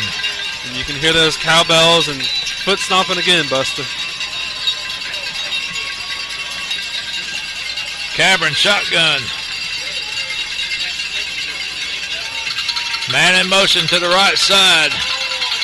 They blitz again. East Paulding. We're holding them out, but there's a flag, and that's possibly offside. I'm telling you, they were coming quick. Let's see what the line judge calls here. Unless we moved. Maybe we moved. So they may have called false start right there on Clarke Central. Wow, that hurts. And now, you know, a couple of seconds went off the clock. You'd almost think they should have to put that time back on. East Paulding doing a lot of movement before the snap. They may be getting to the offensive line. They may have gotten to them on that play. Bringing in extra blitzers, bringing linebackers up close to the line right before the snap. 16 seconds to go. Cameron shotgun. Again, they show blitz, and they get in there. They're after Cameron. Cameron moves left. And we throw an incomplete pass down to around the 20. Cameron got a lot of arm on that ball to be running. Yeah. A lot of arm. Powerful arm. Running to his left and still got that down there. That's going to make it 4th down with 10 seconds to go. 10.2 seconds here in the first half. 21-13 East Paulding. And now, Josh, you don't need a special teams breakdown. You've got to cover this punt. Maybe you just kick it out of bounds. Well, we haven't seen Mitchell Webb return one yet. He's fair caught both of them, so want to see that again right here for Clarke Central. So who's in the punt here? Is that Jermaine or? I can't see the Jermaine. number. It looks like Jermaine. Yeah, 13 Max Jermaine. Okay, 4th down. Jermaine, nice snap, gets a foot in. He's chasing the East Paulding receiver down around 10. Can we down it? Yeah, we're going to down this ball inside the 10 around the 8. Great punt right there. And the half's going to end right there. East Paulding 21, Clarke Central 13. That's the end of your first half here from Dallas, Georgia at the Boneyard, home of the East Paulding Raiders. And Josh, first round matchup. This is why they play the games. 10-0 East Paulding, number 3 in the state. 5-5 Clarke Central, number 19 in the state. But maybe we're seeing some of that battle-tested schedule that we played come to fruition here. Absolutely. Clarke Central with 13 points. I said fruition. I'm hungry. Okay. I'm hungry. With 13 points, Clarke Central has already passed the average 9 points that East Paulding has been giving up this year. So Clarke Central with a great first half, only down 8 points. You got to feel good about that going into the locker room. Well, we're going to let you enjoy the sights and sounds of the Clarke Central band. The East Paulding band looks like they've got a big band to put on a show for you here at halftime as well. While they do that, we're going to try to get you up to date on all kinds of scores from around the states on this first night of the 2012 playoffs here at the Georgia High School Athletic Association. Whatever classification that we think you may be interested in, we'll pass those scores to you at half. So let's take a quick short break. This is GITV.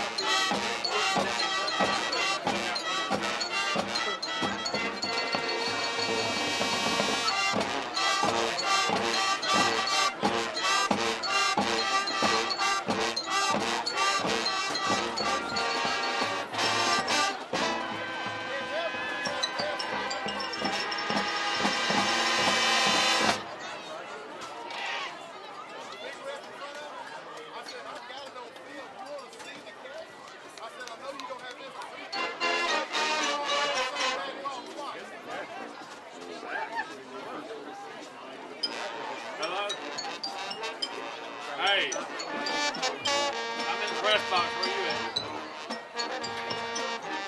Right here. Hey, listen, who's sitting with you?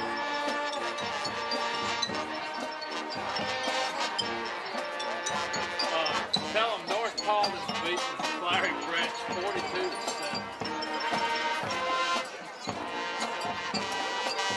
We should have bet it too.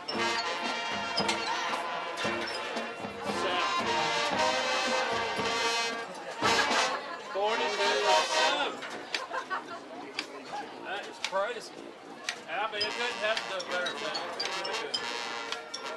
I think Larry Branch is the most obnoxious. Just, I don't know. All that smack talking was stopped. All right, what you want me to do? I'll probably get that story.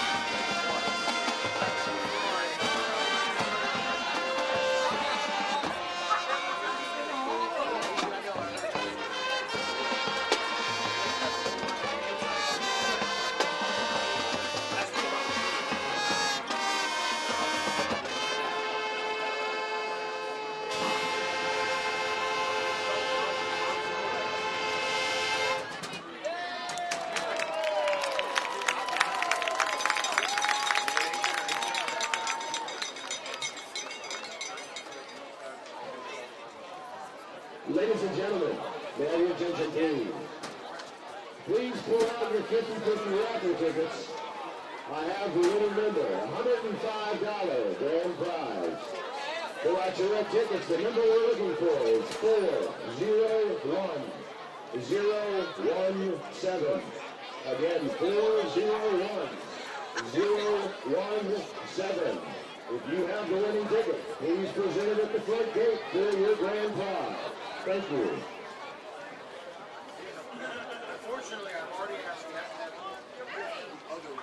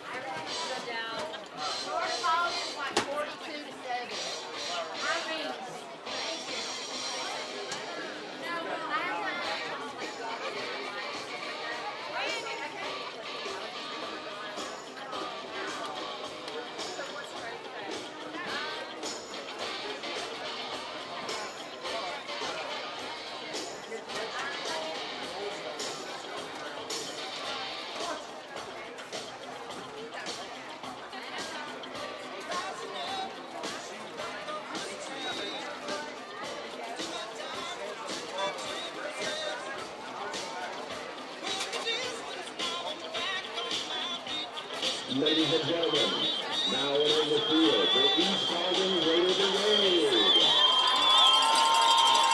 The Raider Brigade is under the direction of Stephen Anderson, field commander.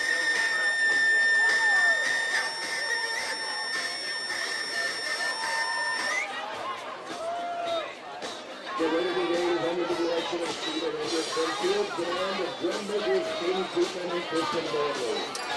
The superintendent of Paulding County is Cliff Cole. The principal of East Paulding High School is Dr. Kim Fraser. The athletic director is Mrs. Joe O'Neill. Staff includes Stan Phillips, Mary Sutherland, Joe Tribble, Jerome Owens, and Katie McCurry. The members of the Raider Brigade would like to thank the EGHS band boosters for the endless support system that they provide every day. Tonight, the band will be performing their 2012 competition show titled Unconquered.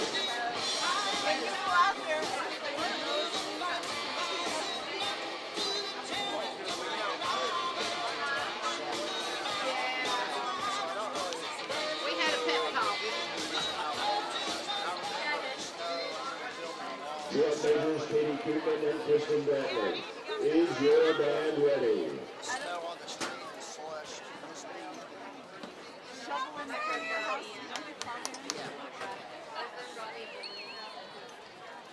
Ladies and gentlemen, please put your hands together for the East Paulding Raider Brigade.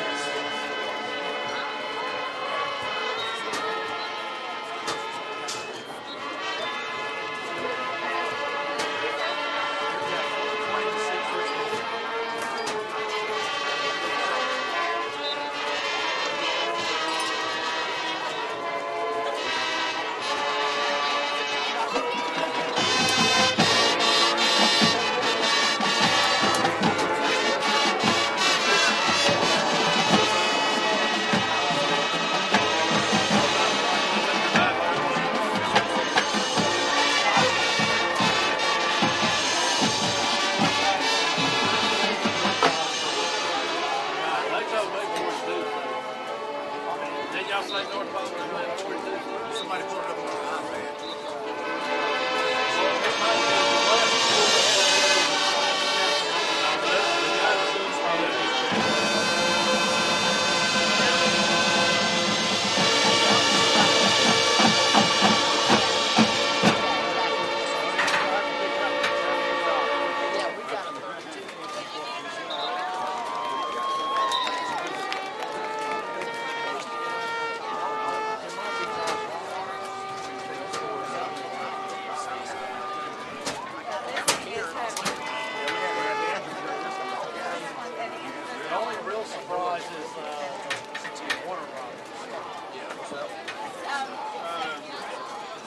Ladies and gentlemen, once again, put your hands together for the East Paulding Raiders.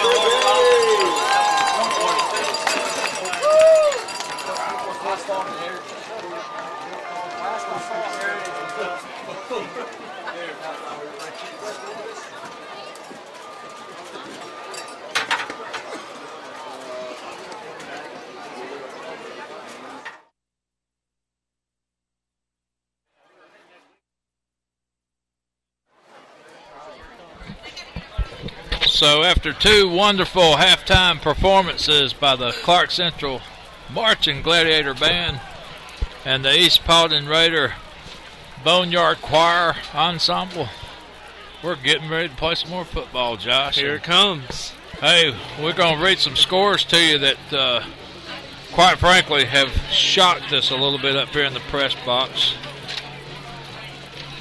We're going to start off with the Flowery Branch score, Josh. Listen to this at halftime.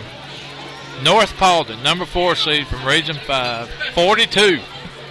Flowery Branch, Region 8 champs, 7. You got to let that one sink in. Man, I mean, that's crazy. I had heard rumors that North Paulding could score and score quickly, and the whole thing I was reading on different website outlets and stuff was that they could probably keep up with Flowery Branch scoring, but nobody talked about their defense. I just wonder if it's a lot of turnovers or something, but crazy score. That's the biggest hair raiser so far. Northside Warner Robins at half, 34-0 over Effingham County. No surprise there. Allatoona, the number 2 seed from this region, Region 5 at East Paulding, won.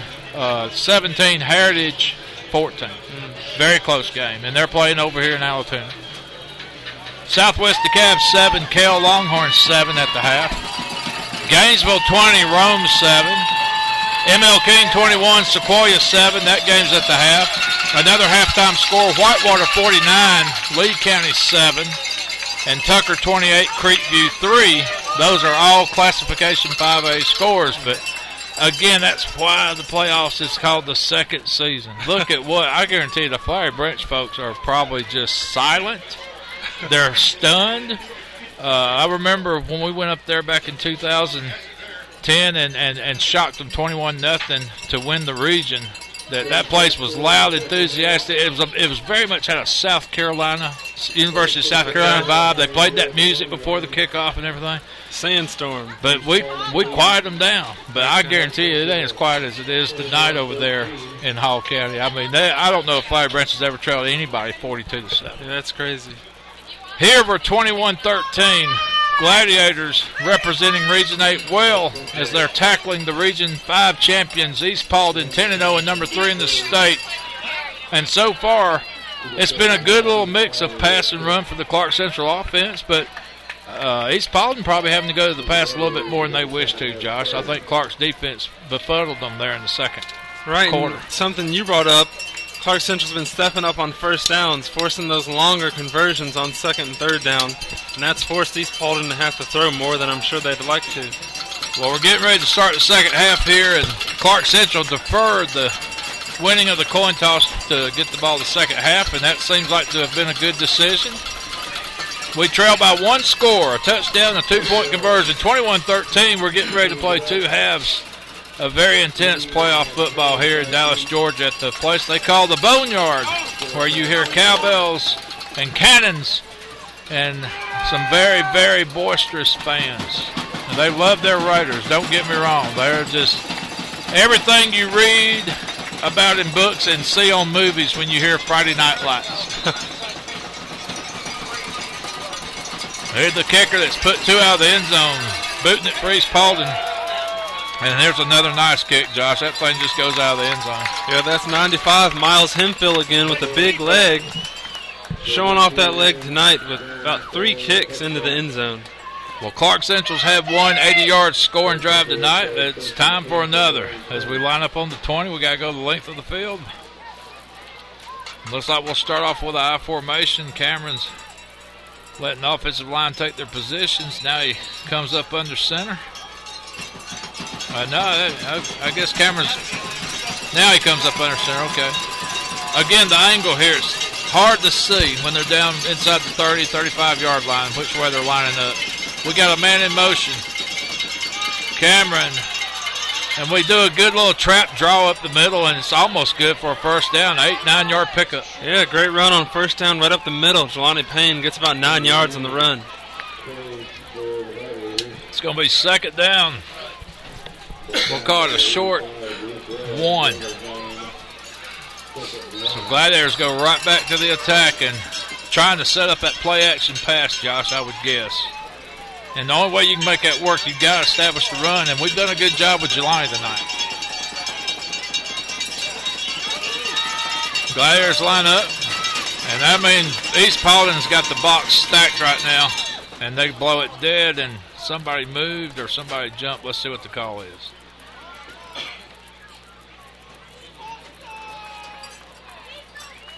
And I'm thinking they may say false start Gladiators. Yeah, it looks like that's the call. I didn't see it on the play. That's going to negate the nice 9-yard run to open up this drive, and it's going to make it 2nd and 6 now, I believe. So Gladiators 2nd and 6. And we'll line up shotgun now with Cameron. Now he'll go up to his line and give some instructions. He's going to stay under center. We'll drop a man back, put him in motion. And we give to Jelani. And I tell you what, he lost his footing when he got the ball from Cameron, and boy, East Paulding was all over him like a pack of piranhas. Indeed, it looked like Denzel tried to get a block on number 45, DJ James. James got over that block and helped on the tackle right there of Jelani Payne. So again, we were talking about the little things in the first half, Josh. These little 5-yard penalties, these little offsides, illegal motions. But we went from a 2nd and 1 to now a 3rd and a very hard 6. All because of the penalty. Twins to the left side. Cameron drops back. He's going to look. He's getting pressure. He throws to his safety valve, and I believe he caught it. And he gets a block. We're making a man miss, and we get out to the 45 for a first down. I thought Cameron had nowhere to go, but like a magician, pulls a rabbit out of the hat on that one. I couldn't even see the 5'6" Jelani Payne there. Great play call right there to know that that blitz was coming and dump it off to him right over the top of those blitzing linemen. So Clarke Central, very important to establish something this first drive of the second half. They knock out the first down. We're on the 45. Cameron shotgun with twins to both sides. Spread formation. Man in motion. And did we do an end around? We did, but I don't think it got much. Maybe 2 yards, maybe 3. Yeah, Amir Williams trying to use his speed on the outside. Those Raiders DBs up, playing close to the line of scrimmage and make a tackle on the outside. Got a 2-yard gain to make it 2nd and 8 here.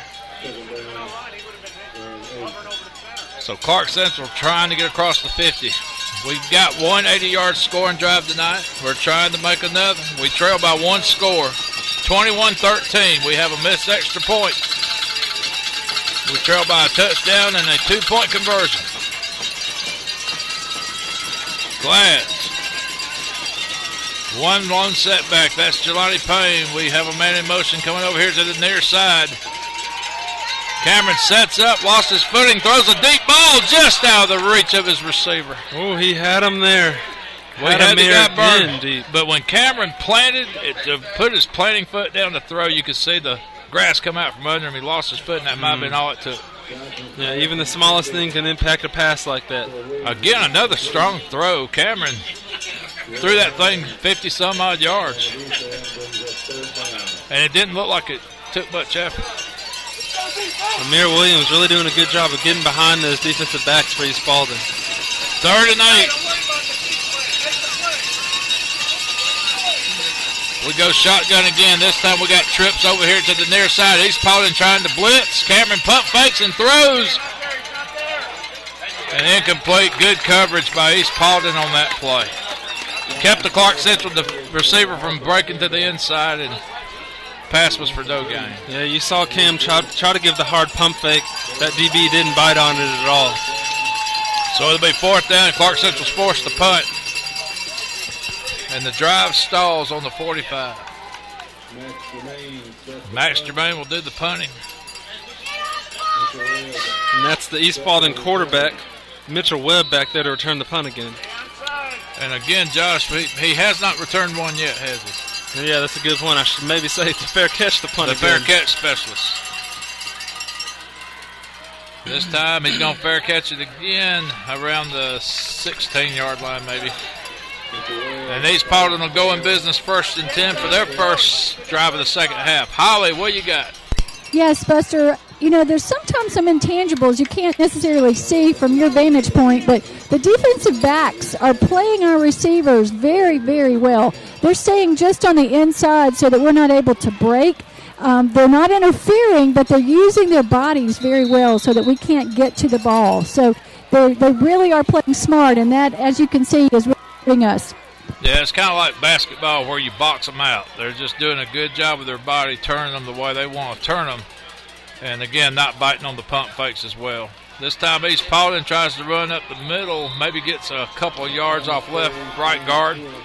That's their running back, number 28, Kamani Thomas. You know, we heard his name a lot before this game, Buster. Clarke Central's done a great job of slowing him down out there, I'd say. Yeah, they've made most of their plays with other guys, that's for sure. So it's going to be 2nd and 8, East Paulding. Ball sitting right on the 20. 21-13 our score. Clarke Central trying to turn into giant killers this evening as they play undefeated East Paulding, number 3 ranked team in the state, in their own backyard called the Boneyard. And that looks like a quarterback keeper that went nowhere. Mitchell Webb dragged down behind the line. Great job. It looked like number 33, Cedric Armstrong, was in there even before the quarterback caught the snap. Great job by the Gladiators, bringing extra pressure off the edge. And, Josh, in a game like this, when you got one team that's so highly touted, so dynamic, so high in the polls, and then you got a team that's just fighting for everything they can get, which we know East Paulding, the highly touted team, Clarke Central, the Scrappers. Does momentum and confidence start to build the more you show and look at the scoreboard? It's been building all game for these Gladiators. I'd say that for sure. There you go. Shotgun formation, 3rd and 9, East Paulding. Big 3rd down play here for Clarke Central to make a stop. And we almost intercepted it. Guys making a diving catch. I think a Clarke Central guy got a hand on it. Yeah, that was Nathan Fulton. They were looking at that guy, number 30, Kyler Neal, for the Raiders all play. Nathan Fulton does a great job getting his hand in there, getting his body in there as well at the end of that play to break up that pass.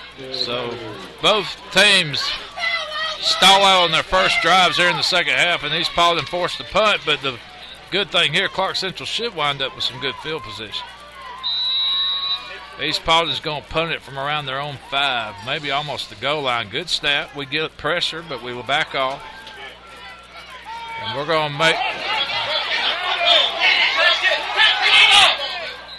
And the ball rolls back and takes a Clarke Central bounce down to the East Paulding 45. I wasn't sure if we touched it, Josh. I was holding my breath there. Yeah, Kendra Reed did stay away from the ball, but you could tell those East Paulding fans were hoping one of their guys would finally get on the ball as it was coming back toward our territory. Holly, how close was we to touching that ball?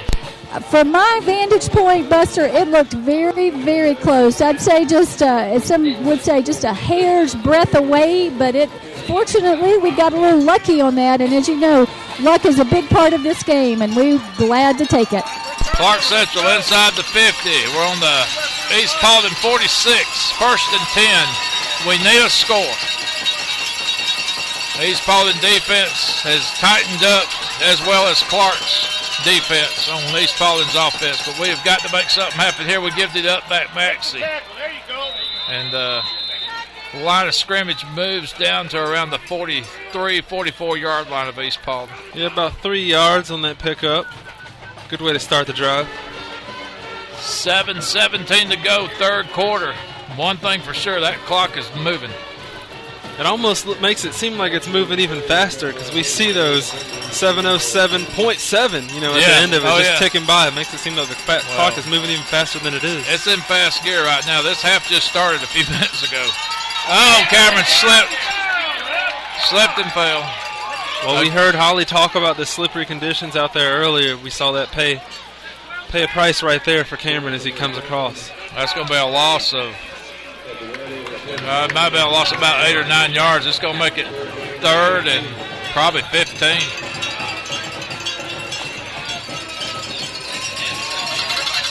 The East Paulding fans get up. Ringing those cowbells yet again. 6:26 to go. Clock moving. Clarke trailing by a score. 21-13. Cameron's going to go in shotgun spread formation. He looks. He's got time. He throws. He's got a man breaking away. And did he complete it? Yes. Yes, he did. Beautiful play call right there. Jamonte Smith with the reception for the Gladiators. And again, Cameron showing his arm strength. Again, Josh, a 50-some-odd yard throw on the numbers. And he got some air under that ball, which was really good for Jamonte Smith to be able to see that and look it into his hands. Clarke in business. 1st and 10. We're down inside the 15. It may be only 11. Let's call it the 12. Cameron again, shotgun, man in motion.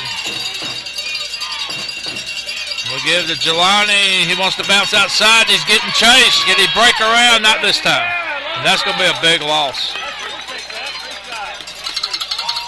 Yeah, it's about a 5 yard, 6 yard loss. Yeah, 5 or 6 yard loss in that play as Jelani tried to break it outside, but East Paulding showed off some speed there. Well, I think Jelani was trying to find a seam. It just never happened. I mean, black jerseys just kept coming up one by one, and that's going to make it second and about, we'll call it 16. Clarke inside the 20. We need points. 21-13. Cameron spreads them out. 2 receivers to the right, 1 to the left. We got a man in motion, and we try to end the round. And they stop it before it could get going. It was a good call. It had room for a moment, but East Paulding, good pursuit. Yeah, it looked nice right when Emil Williams got the ball. He gets almost back to the original line of scrimmage here to make it a big 3rd and 11. So 3rd down Glads. They can get a 1st down without scoring, but it would be very, very close, maybe within 2 or 3 yards of the goal line. Now, I noticed that Emil Williams did look a little bit gimpy after that tackle. Seems that he may have an ankle injury or something that he's looking at right now. And it looks like Clarke's calling a timeout. Holly, what you got? Yeah, Amir was trying to get off the field, and he just decided to take a knee there. He's got something going on, turned his ankle probably on that run, as you have said and seen. The ground has a lot of slipperiness to it, and that he's kind of hobbling, but he's able to walk on it now that he's gotten off the field. All right, so Clarke Central on a 3rd and 11 on the East Paulding 13. And we got to have points here. Even if we get a field goal, we got to have something. Clarke Central offense. 2 receivers to the right. We're in a broken eye. Man in motion over here to the near side. Cameron. We try a trap draw, and Cameron runs away from some pressure, and he dives down to about the 5, but it's not going to be enough for a 1st. Cameron very close to breaking that thing, but 2 black jerseys grabbed him down from behind. Right, I mean, it's amazing enough that he was able to break through that first line of defense, chasing him down, trying to get a sack on him. And I don't know if you can tell, Josh, but that's not going to be the greatest of angles for this field goal. That is from the right hash. Really wide right. Holly, who's in on the kick? Yeah, it's going to be a tough angle. Matthew Ward is in to try to get it in, and hopefully his soccer experience will help him get an angle here that can get us 3 points. Matthew Ward The kick is up. And it's the kick is good. Big 3 points for Clarke Central. That makes up for the missed extra point. We pull a little closer. 21-16. East Paulding leads us by 5. As Holly pointed out, he showed off those soccer skills right there. Matthew Ward taking advantage of that angle and still putting that right through the uprights. 4 minutes and 21 seconds to go in the third quarter. Got ourselves a ball game, Buster. Holly, how's the bench reacting over there? One of the things that's really interesting tonight is the folks are very even keel. They're going about this very methodical. They know this is a good team. They're not getting down because they're behind. They're just, very, very methodically focusing on what they're supposed to do. And so hopefully that's a really positive attitude that they can keep focused at this time. Well, I can tell you this. Clarke Central's given their best shot here so far tonight. And, against a 10-0 number 3 ranked team, nobody, I don't think, around the state. We were 23-point underdogs coming in here tonight. Maxwell Preps had us ranked as 23-point underdogs. We trailed by 5. Clarke Central gets ready to kick off. We kick a high end over end. It's going to be received around the 12. East Paulding runs over to the left side. They've ran one back tonight, but not this time. Hard lick over there on the 30. That's number 22. Listen to this name, Buster. That's Tay Ray on the return. Tay Ray. For the Raiders. Big run back. He took a lick from somebody in the white jersey over there out of bounds. Yeah, it looked like East Paulding was trying to set up a wall on that side. Ray was immediately running left, trying to get to that wall. Clarke Central did a great job of breaking that up and making a tackle. Well, we've asked them all night. We're going to ask them again. Defense, you've got to step up here, make another stop, let our offense try to make a play. And one thing we haven't seen tonight, which we see at least once a game, the Clarke Central defense has not scored. They're usually pretty good for a touchdown a game. Here they break out to the right side. We hit 2 white jerseys. He bounces off, and he keeps his feet in bounds. And he's trying to go, and he gets inside the 50-yard line. Yeah, that's Kamani Thomas right there. Like we said, you got to make those tackles in the open field. He has 2 broken tackles right there. You can see why colleges like him. He maintains great balance after he gets hit. I thought he was going down after a couple of those licks, but he maintained his balance. Did a great job keeping his feet. 21-16, 4 minutes and 6 seconds. East Paulding's inside. Well, they're just outside the 50. They marked them out of bounds on their own 49. They're in a power eye.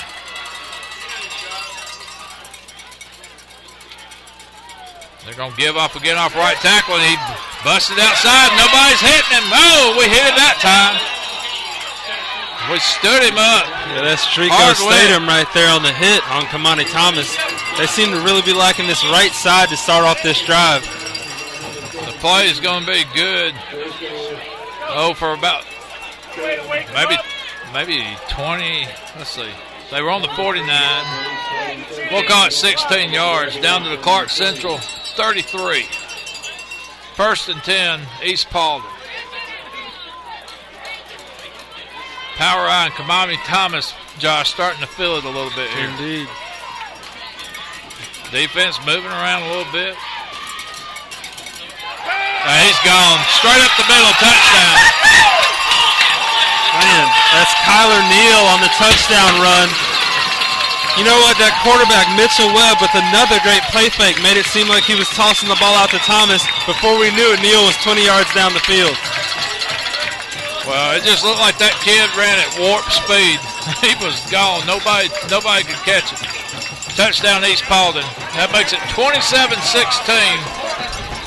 as they try for the extra point here to stretch it back out to a 12-point lead.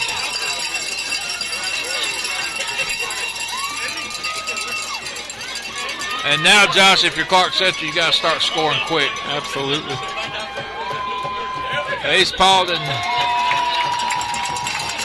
makes it a 12-point game, so it's back out to 2 scores, 28-16. Holly, what you got?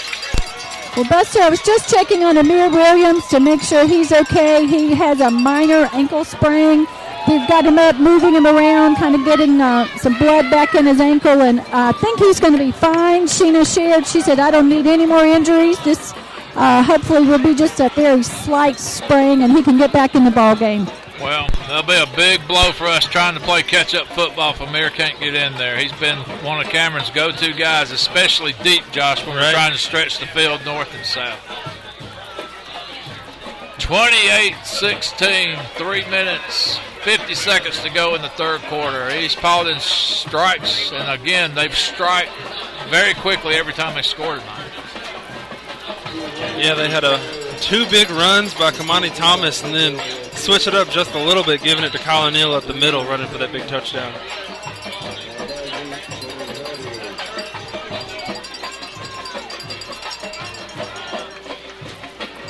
So Kenjai Reed and Jelani Payne back there again for the Gladiators for the kickoff return. East Paulding, number 3 ranked team in the state. They've jumped out to a 28-16 lead here in the third quarter. We had pulled within 5, and that lasted maybe a minute and a half. Big kick. Again, out of the end zone. That's just an incredible weapon when you got it, isn't it? Yeah, Miles Henfield really showing off that leg tonight. And now you're starting to see a lot of the strengths of this East Paulding team. They've got a couple of great running backs. They've got a magician at quarterback that does the hand jive stuff. And then they've got a kicker that almost guarantees you're going to start from the 20-yard line every possession. So, not hard to figure out why they're 10-0, and they're number 3 in the state. 1st and 10, Gladiators. We're down by 12. And the boneyard's rocking.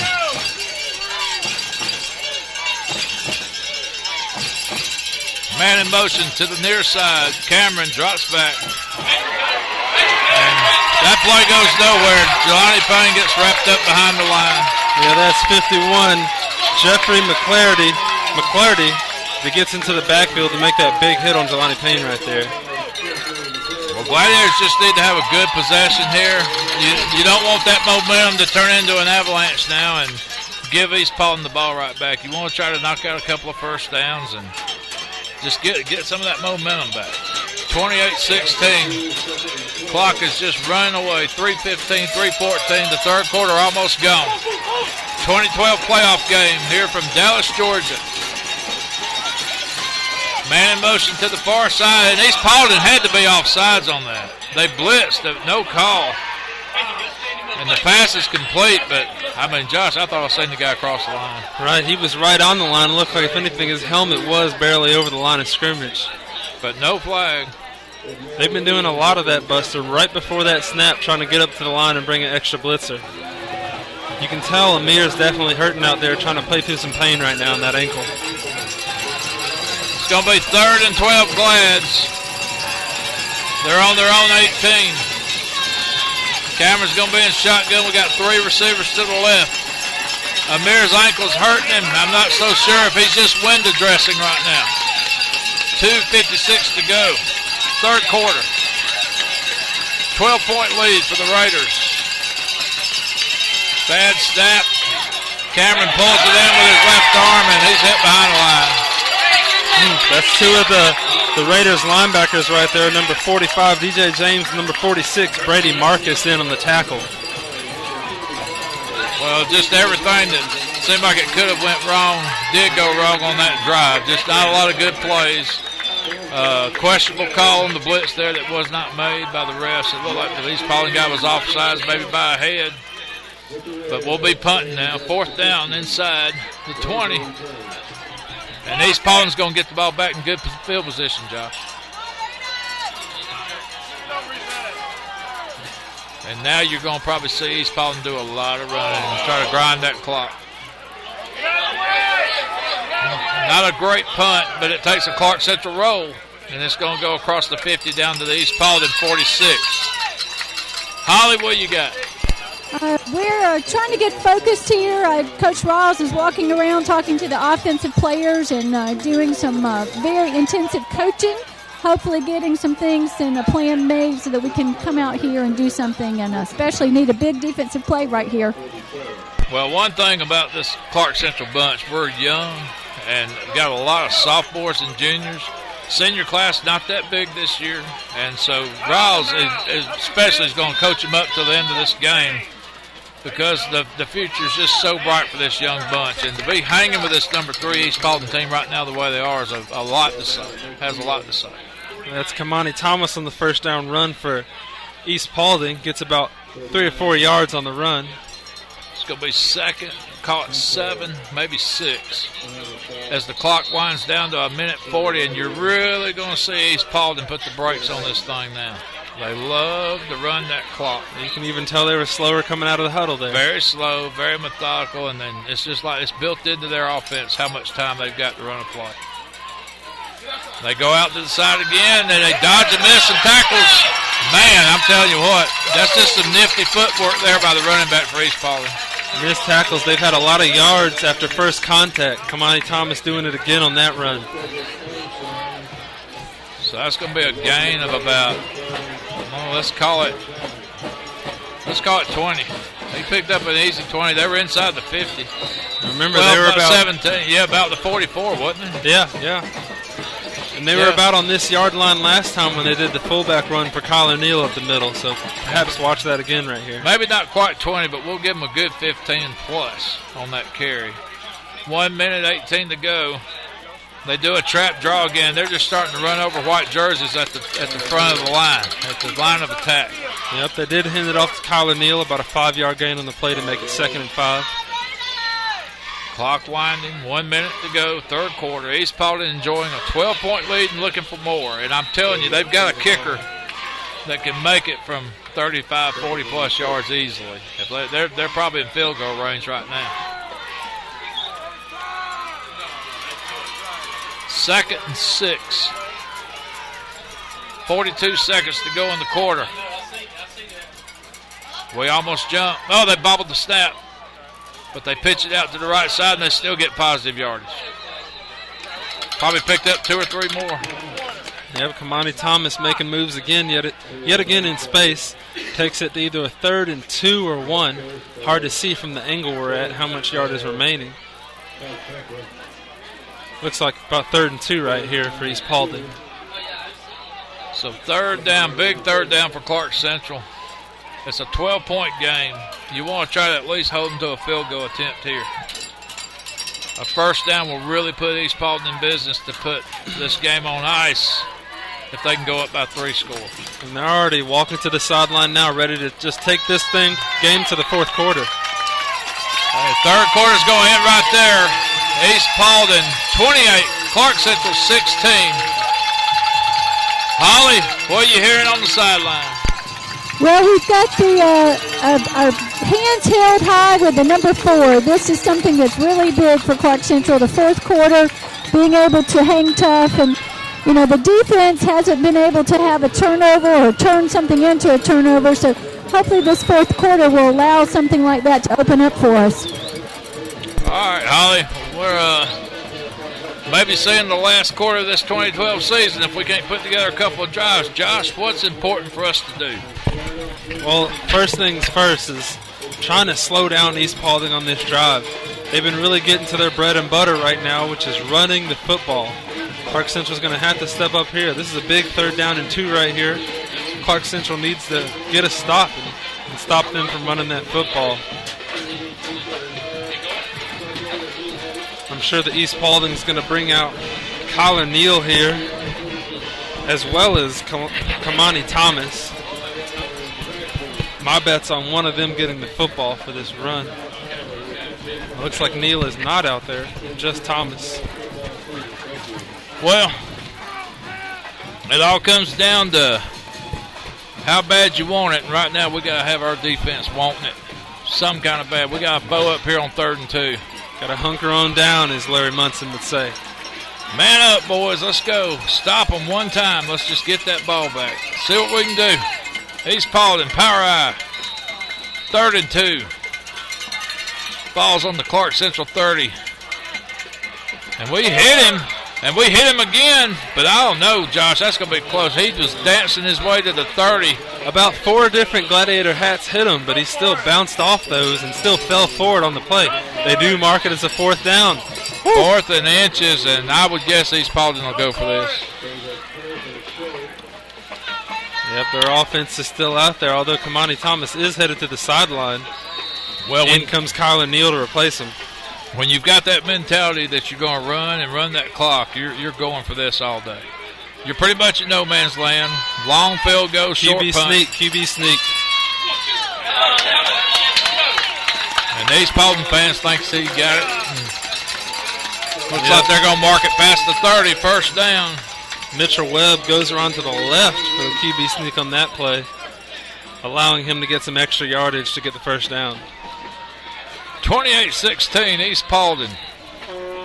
And now you'll probably see a very slow, and you can hear it. Listen, are these some knowledgeable fans or what? The East Paulding fans are actually telling this clock keeper to start the clock. I mean, that's how you knowing your football, knowing what's at stake. They like for these games to end quickly. 28-16, East Paulding taking their time. I formation, they give to the tailback, but we hit him nicely. And that's going to be a very minimal gain. Javion Hemfield in on the tackle there for the Gladiators, stopping Kyler Neal for a short gain.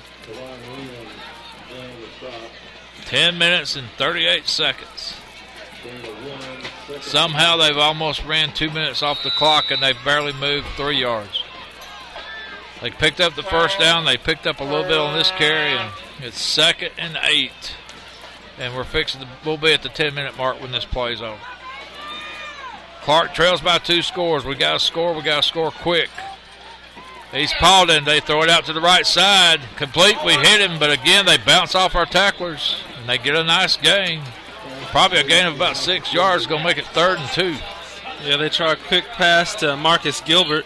Was a little bit behind him, allowed him not to get any extra yards in the play. So, that guy's got a lot of yardage tonight, doesn't he? Oh, indeed. He's obviously their go-to wide receiver when they do go to the air. So Clarke Central again with a big 3rd down, 3rd and 4.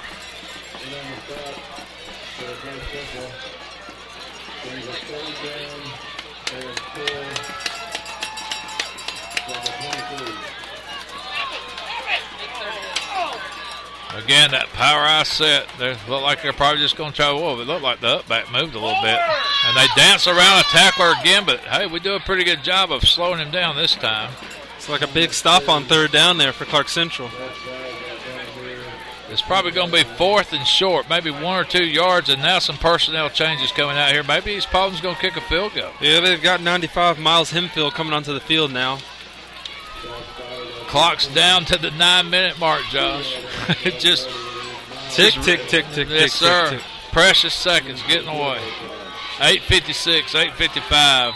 East Paulding trying to make it a 15-point lead. Oh, we almost had a hand on it. Oh, it's no good. We got a little bit of pressure in there. Looked like Drico Statham maybe coming in from the right side. Yeah, I wonder if that impacted the kick. It was barely to the left of the goalpost, so great job getting pressure in on the kick right there. So it stays a 12-point game, 28-16. East Paulding misses on the field goal from, what would you say, Josh? It was about 39 yards. 39-yard attempt? Okay. Holly, what you got on the field goal attempt? Yeah, he was definitely, Statham was putting some pressure on it, and he got it wide left just a hair. Definitely had enough leg on it, but it just kind of took a bad angle there. So offense hopefully is going to work. Cameron drops back, throws, complete. A little short pass to the right side, minimal gain, maybe 4 yards. But that's pretty much what Clarke's got to do now, right, Josh? We got to score quick. Even if it's smaller chunks getting down the field, need to keep moving that ball forward. And moving any fast. Lost yards. Yes. Lining up quickly. We put, looks like 2 receivers out to the left side. We've got 2 guys in the backfield behind Cameron. We're checking off coverages. Man in motion over here to the near side. Cameron drops back, play action. No, we give it to Jelani, and he tries to bust it outside and gets out of bounds around the 28, 29-yard line. Gain of about 4. Maybe makes it a 3rd and a short 1. Well, Jelani does something good on that play, stopping the clock. So he couldn't pick up any extra yards on that play. The clock does stop at 8:01 right here. Really would be a big statement if Clarke could score quick here. 3rd and 2. Clarke needs a conversion, big time. East Paulding's got 1, 2, 3, 4, 5 guys in the box. Let's see if they try to show blitz. I wouldn't think so on 3rd and 2. Cameron throws it, got man down the middle, incomplete. Overthrew him. He had him. Actually had 2 receivers right there in the middle he could have went to. And I wonder, we're going to have to punt. It's a tough call because you certainly don't want to give East Paulding the ball here. Right. But giving them the ball in that field position wouldn't help either. But being down by 2 scores, we got to punt.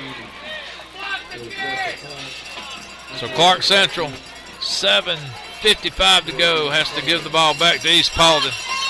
Well, if you remember, we saw a fake punt attempt last week. Yeah, that was Drico Statham tried to hit Jamel Israel on a pass.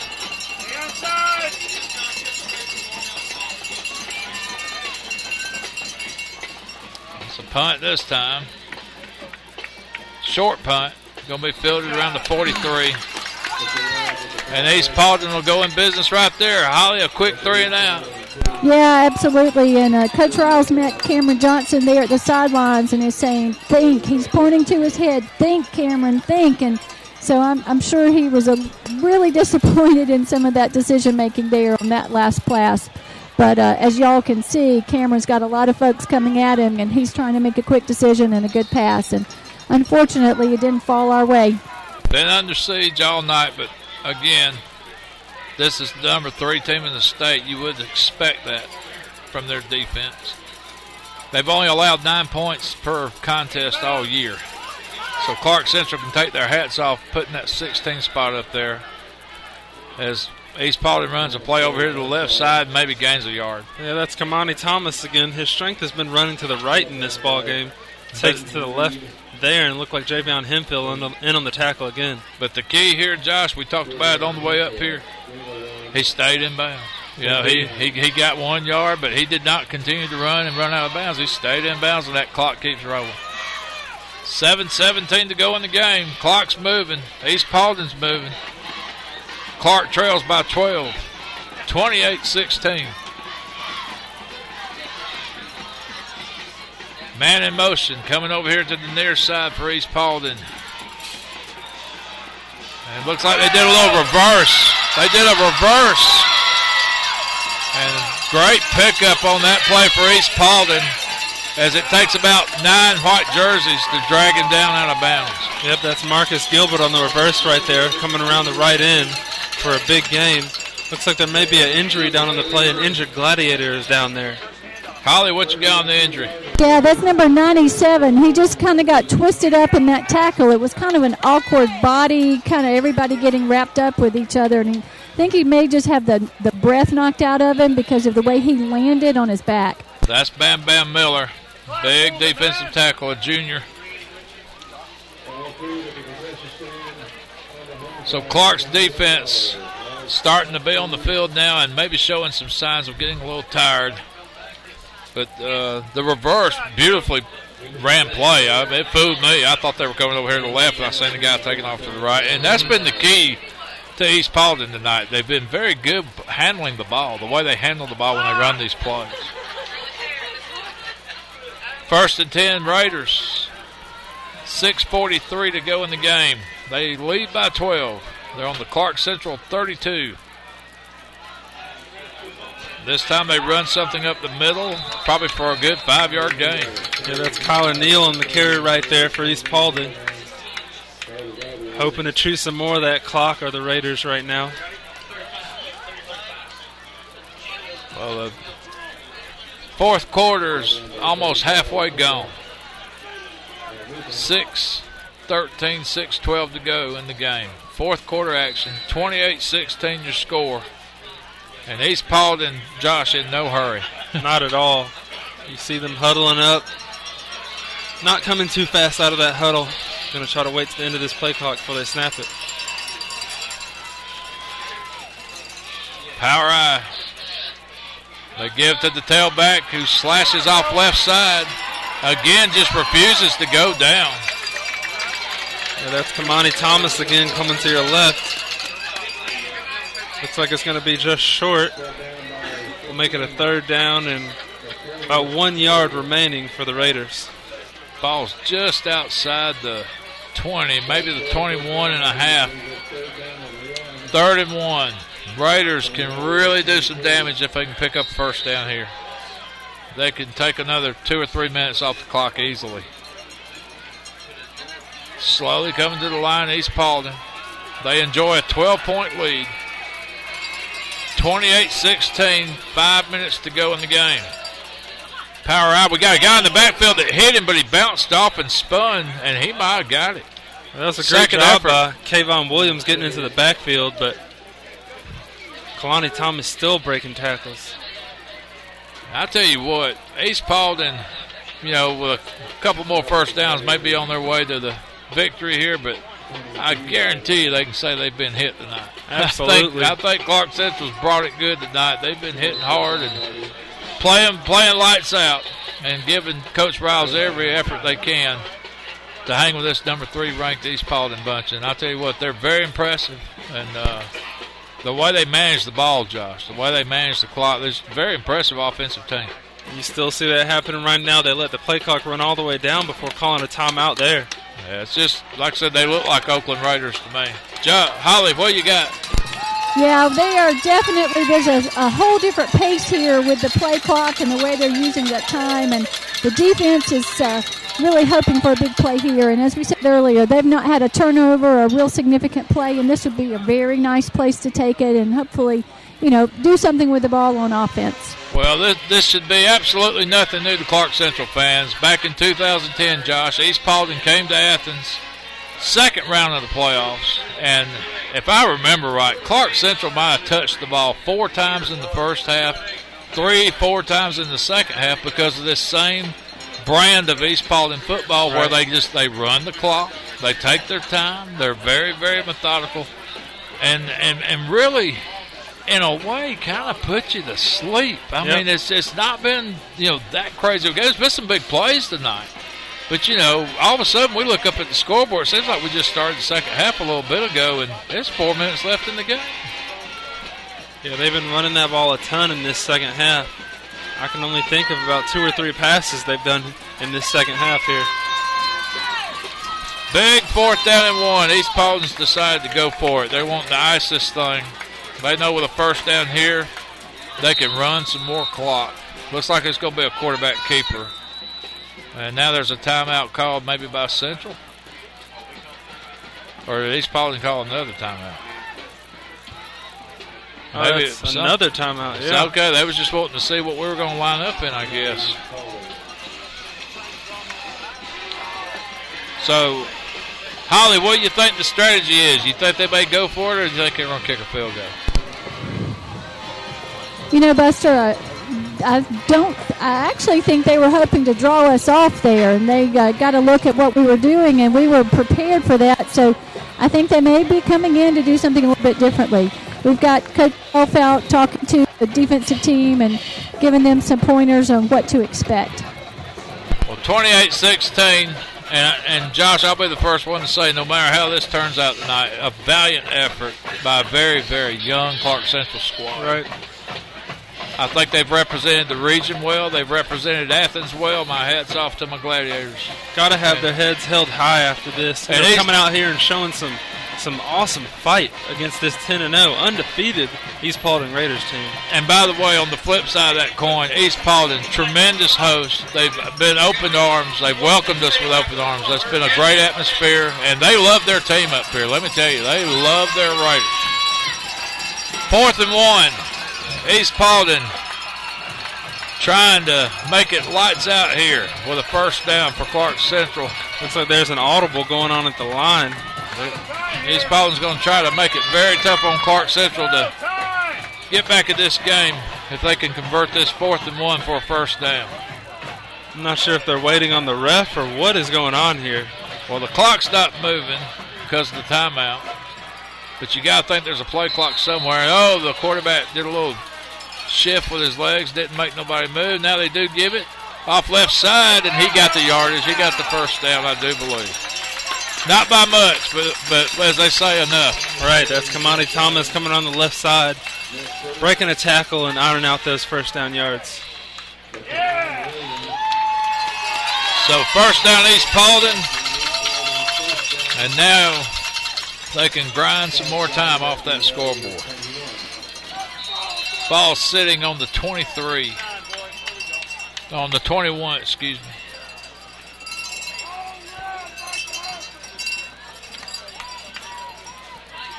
And I mean, Clarke Central's seen a bunch of hurry-up offenses this year. They've never seen nothing this slow, I can assure you.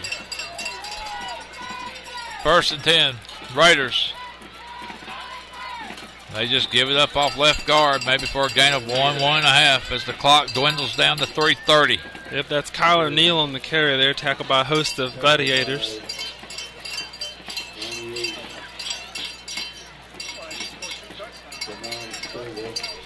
.326, 3:25, and East Paulding. I think they're like us, Josh. They're just watching the scoreboard. They are. You can see them looking up at it. I guess they just know what tick on that clock to move forward. 28-16, East Paulding on their way to a first-round victory here in Dallas. They run a sweep to the right side, and we hit them behind the line. Clarke Central will not go away. It's a Clarke Central timeout right here after that big tackle for a loss. So that's going to make it 3rd and probably 12. They're going to put 11 on the scoreboard. 3rd and 11. And Holly, what you got on the timeout? Yeah, we're coming in, getting some instructions to the defense, taking somebody in and out. Kayvon Williams really came up big with that play there. He came in and made the big tackle, and fortunately has put us in a position to maybe put our hands on the ball one more time. Well, we'll have to do it quickly. Clark's going to need 2 scores, and the way you get one of them, you got to get the ball back. We need a big stop right here, but you got to think the East Paulding field goal kicker's licking his chops from this range. He's probably thinking this is a chip shot. Right, and he'd like a little bit of redemption after that last missed field goal. And, of course, the key there, too, if he can convert a field goal, if we stop him, it'll make it a 15-point game, which it'll require 2 touchdowns and a 2-point conversion to tie. So Clarke Central defense seems like they've been on the field the entire second half. They come out on the line, and we need another big play. Try to hold this potent East Paulding offensive attack to 3 maybe. And what's bad, that score's a lot closer than it looks, Josh. 28-16. Clark's been in this game from front to end. But the 2 quick scores back in the first quarter, really the difference in this game from East Paulding. The big kickoff return was a backbreaker. It's a passing play. They roll left. Quarterback's going to keep it. And he's just going to fall down around maybe the 15 to 14-yard line. Good job by very Chico safe Statham. Play. Again, a very safe play. A play that runs some time off the clock. Clarke Central forced to use another timeout to conserve every second that they can. Yeah, Mitchell Webb could have thrown it to Marcus Gilbert on that play, but stayed safe with the quarterback run. And you got to think they're in a field goal situation here, unless they're going to go for it on 4th and, what would you think, Josh, 5 or 6? Looks like they have 4th and 6. 4th and 6, okay. Holly, what you got? Yeah, I'm not sure what they're planning over here. We've got everybody kind of trying to talk to the line and get some instructions in, and Coach Self is giving the defense a heads up. So they're hopefully waiting for see what's going to happen on the field goal, or it looks like number 95 is stretching out his leg, so I think they're going to shoot for 3.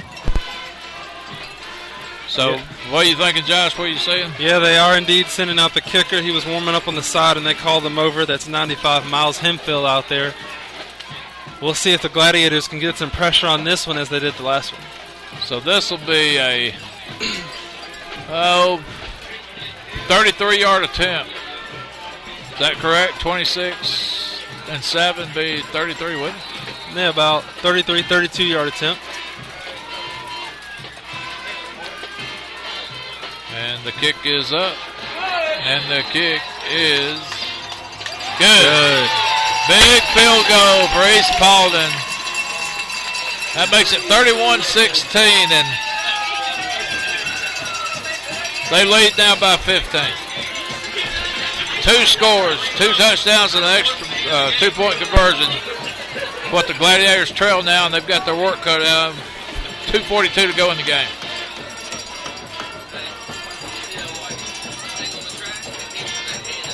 Yep, that cannon goes off yet again for East Paulding. You can see the smoke rising on the left side of the field here.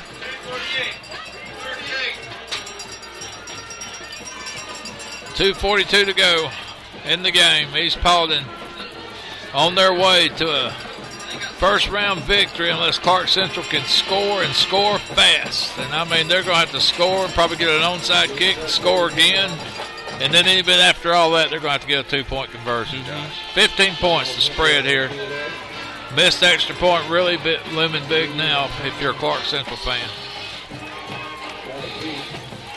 But again, some nice drives, a lot of positives tonight for Clarke Central. They could have rolled over when it was 14-0 in the first quarter. They came back, made a 1-score game. The kickoff return was definitely a backbreaker right after we had drove 80 yards for a score. But still, Clarke came out in the second half, scored right away again, and kept within distance of these guys from East Paulding. And I know it doesn't look good on the scoreboard, 31-16, but that score, trust me, Clarke Central fans a lot closer than it looks. And to say the least, I think East Paulding knows they've been in the game tonight.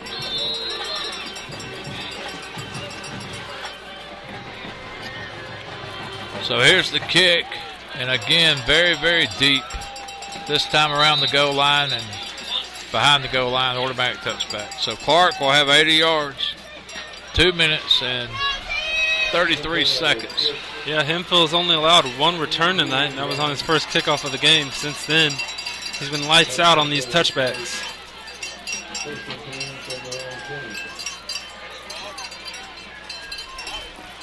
So it looks like we're going to try to spread it out.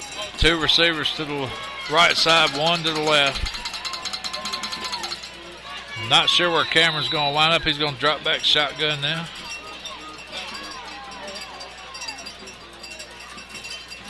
Good snap. Throws over to the left side. Complete. We turn it up and fall down after about a 5-yard gain. Yep, that's number 2, Jamonte Smith on the curl route right there. He had some space from the defensive back for a nice catch right there. And it looked like he lost his footing, Josh. Otherwise, I think he probably had been instructed to run out of bounds. Nevertheless, clock runs. Right. 2:17, 2:16 and counting. Clarke Central trying to do something quickly. Cameron wants to call his own number, and he's not going to get nothing. Yeah, that defensive line for East Paulding right there saw the draw immediately and closed that hole he had. So 2 minutes, 1:59, 1:58. Clarke's in a 3rd and 4 situation here. And it's either get a first down or I'm sure we're in 4-down territory now, trailing by 2 scores. Well, they're going to say, did they call a fumble? Yeah, the ball slipped out of his hands as he was just bringing it back. It looked like Cameron did get back on the football, however. And now it's going to be 4th and forever. And boy, you hate seeing it end this way with the effort Clarke Central put up tonight. This may be the worst drive of the night for Clarke Central. Indeed, Riles calls a timeout to try to talk about this 4th and 19 coming up. Well, and a lot of this is just to try to keep these boys' composure, I'm sure, because they played way better than this last drive tonight. Holly? Yes, Buster, that was a very unfortunate fumble there, and fortunately Cameron was able to jump on it.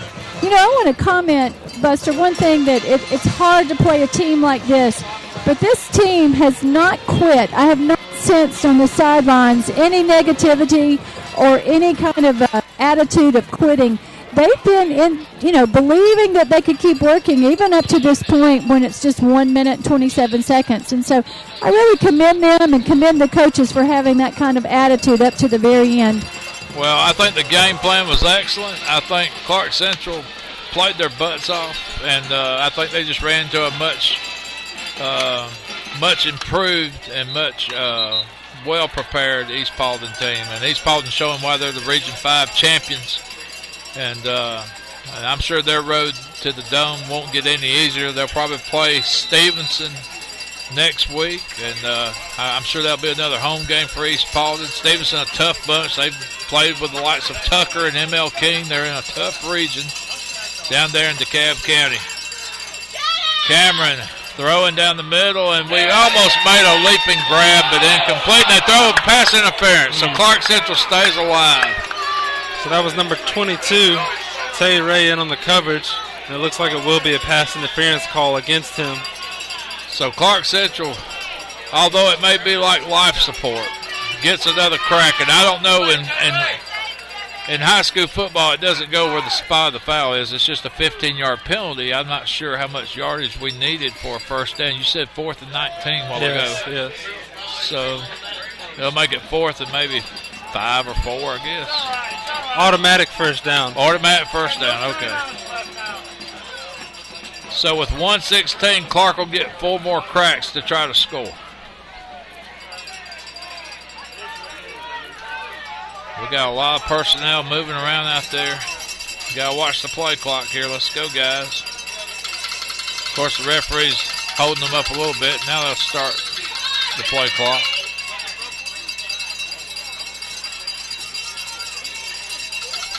A lot of guys looking around. We spread it out. Cameron drops back to a shotgun. East Paulding showing blitz again, and this time whistles blow. May have been a little bit of movement there on the Clarke Central line, or did they call offside against East Paulding? Well, in high school football, Josh, all you've got to do is break that plane. So that's perhaps what happened. Their defensive line, they've been doing a lot of movement before the snap, and that looked like what happened there. Now, in college and pro, I think you can break the plane and get back. But in high school, once you cross that plane, doesn't matter how much you get back if the ball ain't snap, you're offside. So 5 yards on the penalty. Clarke Central 1st and 5 on the 33. Cameron drops back, got a little time, sets his feet, and throws, and I believe it's incomplete. Yeah, incomplete there, intended for Anthony Smith on the play. Looked like couldn't hang on to the football. It looked like he might have been looking upfield to run with it before he had it. Yeah, it hit his hands. Minute 11. Clarke trying to make something positive before they leave Dallas, Georgia here. 31-16. Again, East Paulding showing blitz. Cameron with a little bit of time. And that ball, they call it complete. I think there was a flag on the play again. And another flag. Player number 11 for East Paulding said something to the ref, so this may be about 30 yards they're going to mark off right here. Well, let's see what happens. Holly, what did you see down there? Yeah, we had definitely the defensive back had his arms around our receiver, number 88, and he wasn't happy about that, and so the personal foul that was called there as a result of that unbelief from East Paulding that was pass interference. So you're saying that the East Paulding player wasn't happy, or our player wasn't happy? The East Paulding player. Okay, gotcha. Actually, but we're backing up. Backing up, and then they'll mark that off from the. Yeah, they're backing East Paulding up. Okay, gotcha. Yeah. So I guess they'll take the greater of the 2 fouls. So they'll move the ball all the way up to the 49. And now here comes the personal foul penalty. Right. So you're right, Josh. It was about a 30-yard difference in field position, and that gives Clarke a big-time opportunity here to maybe put some points on the board and go home with a little bit more respectable score. And, you know, that you play for that, too. You know, you won't be able to tell everybody, hey, we hung with the number 3 team, stayed within a score. So 1st and 10, and now the stadium that had grown so silent in the 4th quarter has got a little life going in it again. 1st and 10 Gladiators, just outside the 35. East Paulding showing a lot of different sets. Cameron throws, and I think he's going to keep it and run around left side, and Cameron's got big yardage. That's about a 15-yard gain. Nice play there. And Jelani Payne getting in a block at the end of that as Cameron scoots out of bounds around the 22-yard line. Stops the clock with 56 seconds. And you got to like the effort, Josh. They're not quitting. Absolutely. I mean, could have rolled over, but they're trying to play tough. 31-16. Clarke Central trying to make something positive here at the end of the game. Down inside the 20. On the 23, excuse me. And again, we throw a little flag. We're going to score a touchdown. Clarke Central scores on a nice little pass to the right side. Yeah, great job. Great there getting it out there to Amir Williams. Marcus Campbell with a wonderful block on the outside to help spring them for that touchdown. And look, with the inevitable outcome that this game's probably going to take, look at the Clarke Central bench. They act like they're winning the game, and you like to see that. You just a good, positive feeling to see that kind of a reaction. They love it. Very big extra point right here, Buster. This could put the Gladiators down 8 points. So the extra point try. Kick is up. Did we pooch it through there? It looks like we did. The kick is good. So with 48 ticks on the clock, East Paulding 31, Clarke Central 23. We trail by 8. And Holly, what about the reaction over there? Oh, these guys are so excited. These seniors love each other. Jelani and Amir hugging each other because they know that that's something very special. It gives them some hope. And you can pretty much guarantee now we're going to come out. I'm sure Matthew's going to be our kicker. And you know what's going to happen with that one, Buster. And hopefully it'll be successful. Yeah, and I mean, we've worked on this all year long, and now's the time you want to see it work. And, anything can happen. The onside kick for sure is the play, and I'm sure East Paulding's got everybody in the county that's got a good set of hands on the field. Onside kick coming, ladies and gentlemen. 48 seconds remaining in this ball game.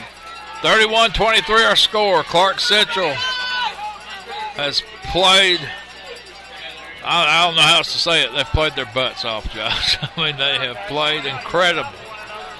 And they're trailing the number 3 ranked team in the state by 8 points. And that's Max Germain out there to try this onside kick. Max Germain tees it up. And we've got everybody over to the far side of the field. And now we run it, and we're trying to hit some bodies. There's a big pile-up. Let's see. Looked like East Paulding did indeed recover the football. That's number 25 for them. And that, go ahead. Malik Bruce that caught the football and immediately got down to the ground. Well, let me tell you something, Josh. When you can have the number 3 ranked team in the state, have their fans sit here and hold their breath with 48 seconds left to go in the game, you've done something. Yeah, that's something that's special all you right can there. say. That's all you can say. Holly, anything down there?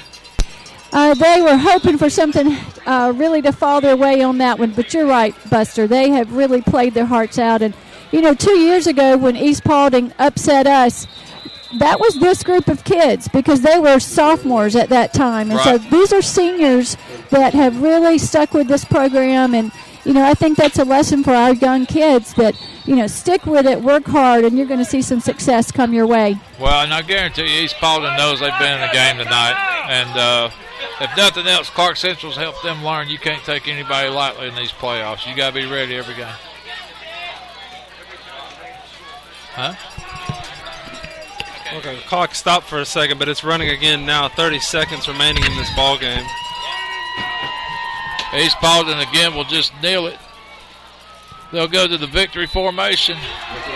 And a big first round win for the East Paulding Raiders, champions of Region 5.